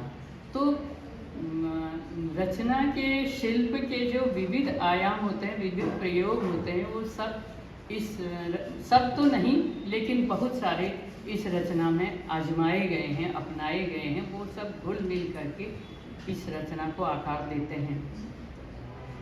रचना घटनाओं की बात करती है और इसमें गति की बात होती है, लेकिन कहा जाता है जो वर्णन है कथ्य पे, वहाँ गया वो मिली, गाड़ी में बैठे इधर गए, फिर वहाँ अतिथि गृह में पहुँचे, फिर वो आई दूसरे दिन, इन घटनाओं का ब्यौरा मिलता है, लेकिन वास्तव में ये कथा गति से अधिक स्थिति की है। हमको लगता है कि ये गति का विवरण दे रही है, लेकिन गति धीमी चल रही है और स्थिति स्थिर है, उसकी बातें ज़्यादा हो रही हैं उस जगह का। और उसके साथ साथ कथा नायक के अपने अंदर जो चीज़ें हो रही हैं उस स्थिति को ज़्यादा परिभाषित करने की कोशिश की गई है। इसमें प्रकृति है, प्रकृति के सुंदर वर्णन हैं, संस्कृति की बात है, भाषा की बात है, कहा गया है कि धर्म की बात भी है, राजनीति की बात भी है, सब बातें हैं। लेकिन इसका मुख्य सुर क्या है इन सब चीज़ों के अलावा? ये एक बात हमारे सामने, हमारे मन में प्रश्न उठता है। कहा गया है कि ये प्रेम कथा है, प्रेम की बात करती है, तो राजनीतिक बातें बीच बीच में आती हैं, लेकिन ये पूरी राजनीतिक कृति नहीं बनती है। और जिस पात्र को नीतिज्ञ बताया गया है राजनीतिक क्षेत्र का, जिसके बारे में बार बार कहा गया है, वो भी विशुद्ध राजनीतिक रूप में प्रकट नहीं होता है। कथित जरूर है, कहा जरूर जाता है, लेकिन दिखाई नहीं देता है। धर्म की भी बातें अधिक होती हैं। जो मुख्य चीज़ है प्रेम, वो प्रेम, जैसा शशांक जी ने कहा कि ये उत्तर आधुनिक युग की रचना है, तो उत्तर आधुनिक दृष्टि इसमें आती है। और नायक नायिका, उनके भीतर क्या प्रेम का आकर्षण, संवेदनाओं की गहराई, प्रबलता, टूट पड़ने की जो बेचैनी जो होती है, वो इसमें नहीं दिखाई देती है, जो हमको पुरानी प्रेम कथाओं में दिखाई देती है। आप तमाम, चाहे लोक साहित्य से ली गई हों, चाहे पुराने कवियों ने रची हों, उनमें जो उद्दाम प्रेम होता है, जो जिसमें बौद्धिकता, बुद्धि बहुत पीछे धकेली जाती है, केवल भावनाएं प्रवाहमय होकर आगे बढ़ती रहती हैं। और वो जो प्रेम कथाएं हमारे दिमाग में हैं, उनसे ये प्रेम कथा भिन्न है। जैसे इसमें बार बार तुलना होती है राजूला और मालूशाही की प्रेम कथा से, लेकिन राजूला और मालूशाही की प्रेम कथा और इसमें इतना ही साम्य है कि उसमें भी एक कुमाऊं का युवक है, एक नायक है, और उसको भोट प्रदेश के, एक तरह से वो दूसरा ही देश था, जैसे इसमें भूटान अलग देश है, तो भोट प्रदेश की सुनपति सौक्याना सौ का जो है, उसकी लड़की राजूला से प्रेम हो जाता है स्वप्न में देख करके। वहाँ स्वप्न में देखा है, यहाँ इंटरनेट पर देखा है, मतलब सोशल मीडिया पर देखा है या बात की है। तो उधर से ये लिंक जरूर बनता है और वो नायिका आती है, यहाँ मालूशाही से मिलती है, जो भी वो कथा है, बार बार उससे तुलना की जा रही है। लेकिन उस प्रेम कथा में और इस प्रेम कथा में ये अंतर है कि वो जिस तरह से आ जाती है सब कुछ छोड़ करके, और फिर जो द्वंद्व होता है वो पूरा प्रत्यक्ष दिखता है। और ये आज की नायिका है, इंटरनेट युग की नायिका है, जो प्रबुद्ध है, जो सोचती है, जो तर्क से सोचती है। तो यहाँ बुद्धि और तार्किकता और व्यावहारिकता, प्रैक्टिकल जिसको कहते हैं, वो आगे है और भावना पीछे है। और पुरानी प्रेम कथाओं में, चाहे उषा अनिरुद्ध से लेकर के पद्मावती, रतन सेन से या इससे लेकर के यहाँ की कथाएं देखिए, उनमें भावनाएं आगे हैं, और इतना आगे है कि उनकी बुद्धि उनको पकड़ नहीं पाती है। और यहाँ प्रेम होते हुए भी, हृदय में प्रेम होते हुए भी, जो वास्तविकता है, जो परिस्थिति है, वो इसलिए वो दोरजी सुकांतो के पास जाती है और चाहती है कि उनकी सहमति मिल जाए। और दोरजी सुकांतो उनके प्रेम को पहले सहमति नहीं देते हैं, उनके विवाह को, और उससे पहले की जो छुनी क्या नायिका है, दूसरी लड़की है, उसकी असफल रही है। ये सांकेतिक है, स्पष्ट नहीं कहा गया है, संकेत से दिया गया है कि उसकी असफल रही है। ऐसे ही एक केस वो भी था। और ये इसमें नायिका उनकी सहमति चाहती है, बौद्धिक रूप से उनके तर्कों से सहमत है, उस राज्य की बात है। और तर्क क्या है कि इस देश ने तुमको डॉक्टर बनाने में इतना खर्च किया है, इतना व्यय किया है, उसका वो पूरा चुकाए बिना तुम इस देश को छोड़ के नहीं जा सकती। यही अर्थ है मेरी दृष्टि, मैं जो समझी हूँ ये है। और वहाँ पर वो भी चुप हो जाती है, मतलब राष्ट्रीयता, राष्ट्रीय भावना आगे आ जाती है, प्रमुख हो जाती है, और तुम्हारा जो व्यक्तिगत प्रेम है वो पीछे हो जाता है।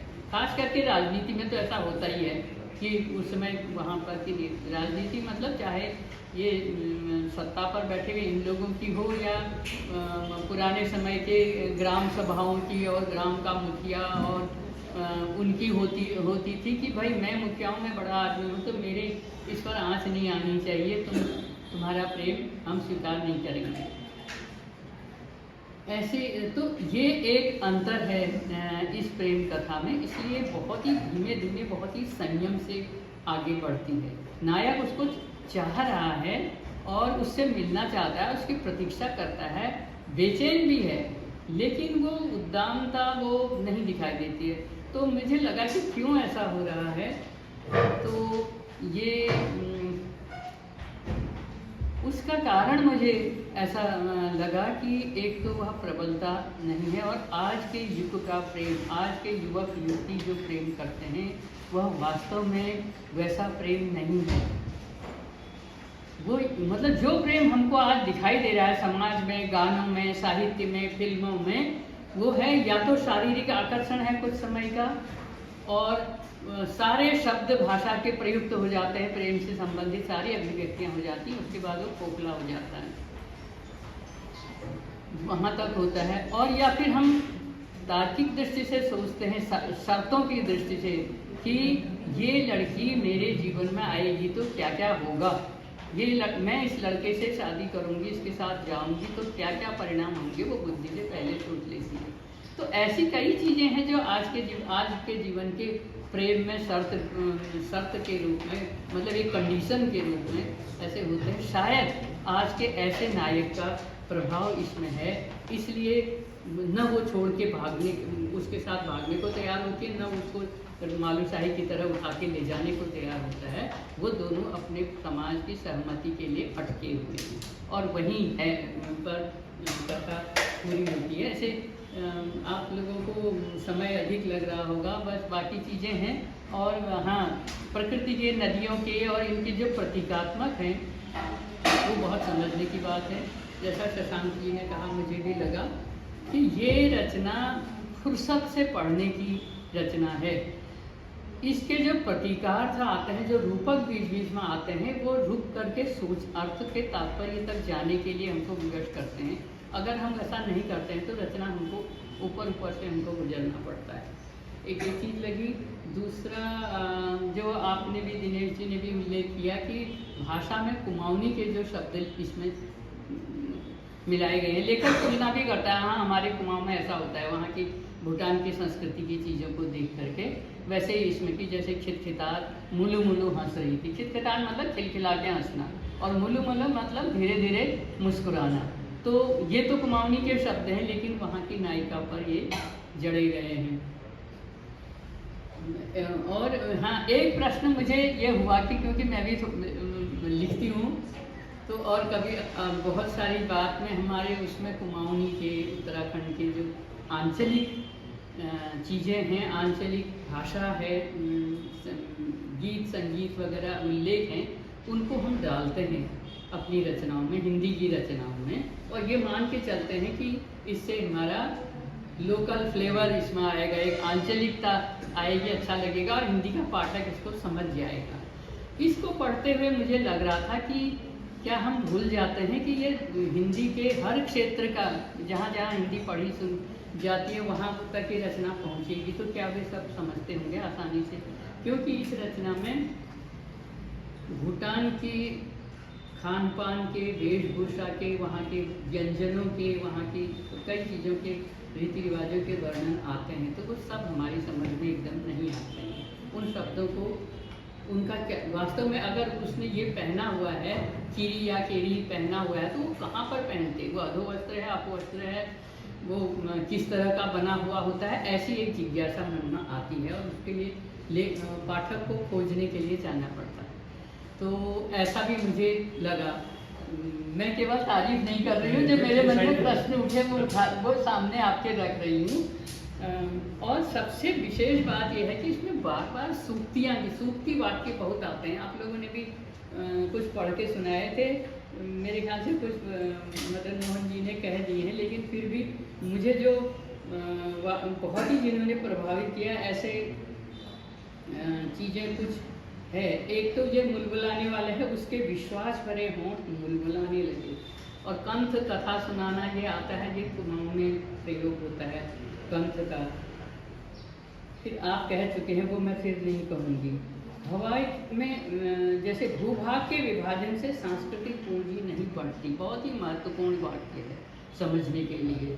ऐसे ही हवाओं में घिरे आदमी की आवाज़ को भला कौन सुन और समझ सका है आज तक। अब वहाँ फिर वैसे तो मुझे शीर्षक देख के ही प्रश्न मेरे मन में हुआ था कि हवाओं से घिरा हुआ आदमी मतलब कौन सी हवाएं कहाँ से आती हैं जो आदमी को बांधती है। तो हवाएं तो अनेक प्रकार की हो सकती हैं, पहले कहा जा चुका है। और एक है शब्द होंठों से अलग होते हैं तो नया रूप, आकार और अपना अर्थ लेने में देर नहीं करते। ये भाषा के संदर्भ में महत्वपूर्ण बात है। और एक बात कि मुझे बहुत आज के संदर्भ में बहुत ही महत्वपूर्ण लगा, अब दुनिया को दया रहित धर्म का त्याग कर देना चाहिए।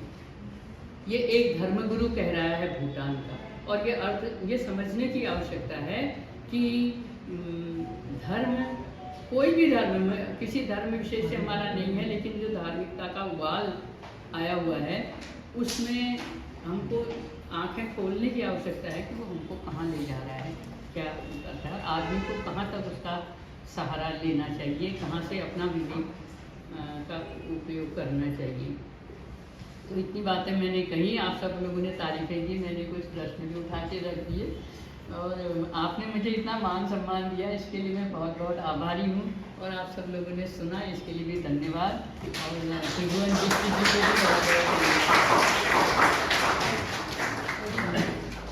और अपनी जो पारदर्शिता है उसको दिखाया।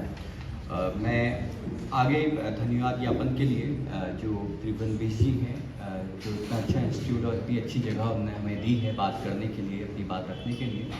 हालांकि त्रिभुवन जी को मैं जब से जानता हूँ, समझता हूँ, तो वो एक अच्छे कवि भी हैं, उनकी अपनी अच्छी रचनाएँ भी हैं, और जाने वो पंछी में बात करें या उनके चलोपिया के देश ऐसी कविताएँ भी हैं। तो मैं आदरणीय त्रिभुवन जी को मंच पर आमंत्रित करूँगा कि वो सभी का धन्यवाद ज्ञापन करें। और सबसे पहले तो मैं बहुत धन्यवाद देना चाहता हूँ कुलपति नवीन चंद लोहनी जी का, कि उन्होंने अपने व्यस्ततम समय में से ये समय निकाला, जिसकी वजह से इस कार्यक्रम की शोभा बढ़ी है, सुंदरता बढ़ी है। और लोहनी जी जब से यहाँ आए हैं उत्तराखंड मुक्त विश्वविद्यालय में, मुझे तो ऐसा लगता है कि पहाड़ के किसी कोने पे बैठा हुआ कोई विद्यार्थी जो कभी सोचता होगा कि मुझे भी भविष्य में एक लंबी उड़ान तय करनी चाहिए, उसके सपनों को आकार देने का काम आप कर रहे हैं। ऐसा मुझे लगता है कि मुक्त विश्वविद्यालय के बारे में जितनी संजीदगी से और जितने अच्छे तरीके से इस समय लोगों को पता चल रहा है, वो उसमें लोहनी जी का बहुत बड़ा योगदान है। तो उसके लिए अभी वो बहुत बधाई के पात्र हैं, और अपना महत्वपूर्ण समय उन्होंने निकाला, उसके लिए धन्यवाद। हमारे बीच में दीवा भट्ट मैम हैं, उनका आशीर्वाद स्नेह हमको मिलता रहता है।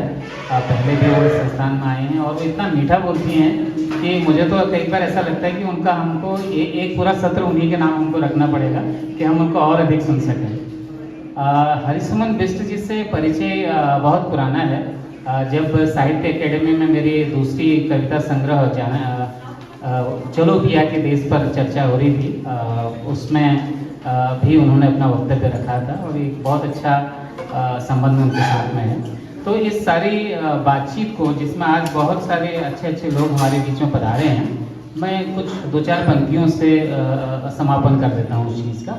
और जितने भी आप हमारे मित्र आए हैं यहाँ पर, उनका भी बहुत बहुत धन्यवाद। अपनी बातों से मेरी रूह को रंग देता है, अपनी बातों से मेरी रूह को रंग देता है, वो जब भी मिलता है मुझे अमीर बना देता है। तो ये सब लोग ऐसे हैं जो हमें अमीरियत का एहसास दिलाते हैं। उसके पास है रंग, कूची और कैनवास भी, उसके पास है रंग, कूची और कैनवास भी, चंद लकीरें खींचता है, मेरी तकदीर बना देता है। मैं भीगा भीतर की बारिश में जब जब, धीरे से नई राह का राहगर बना देता है, ये उसी की सोहबत का असर है शायद। जितने लोग यहाँ पर सब बैठे हैं, ये उसी की सोहबत का असर है शायद, हर बार मुझे पहले से बेहतर बना देता है। तो आपका बहुत बहुत शुक्रिया, बहुत बहुत धन्यवाद। और ऐसे कार्यक्रम हम भविष्य में करते रहेंगे, आप सबका सहयोग हमें मिलता रहेगा। तो हल्द्वानी में एक इस तरह की ये कॉमर्शियल शहर कहा जाता है वैसे इसको, जब से मैं भी यहाँ आया हुआ हूँ, लेकिन इस बीच साहित्यिक गतिविधियाँ बढ़ी हैं, तो हम सबको भी अच्छा लग रहा है और आपको भी आज अच्छा लगा होगा। बहुत धन्यवाद।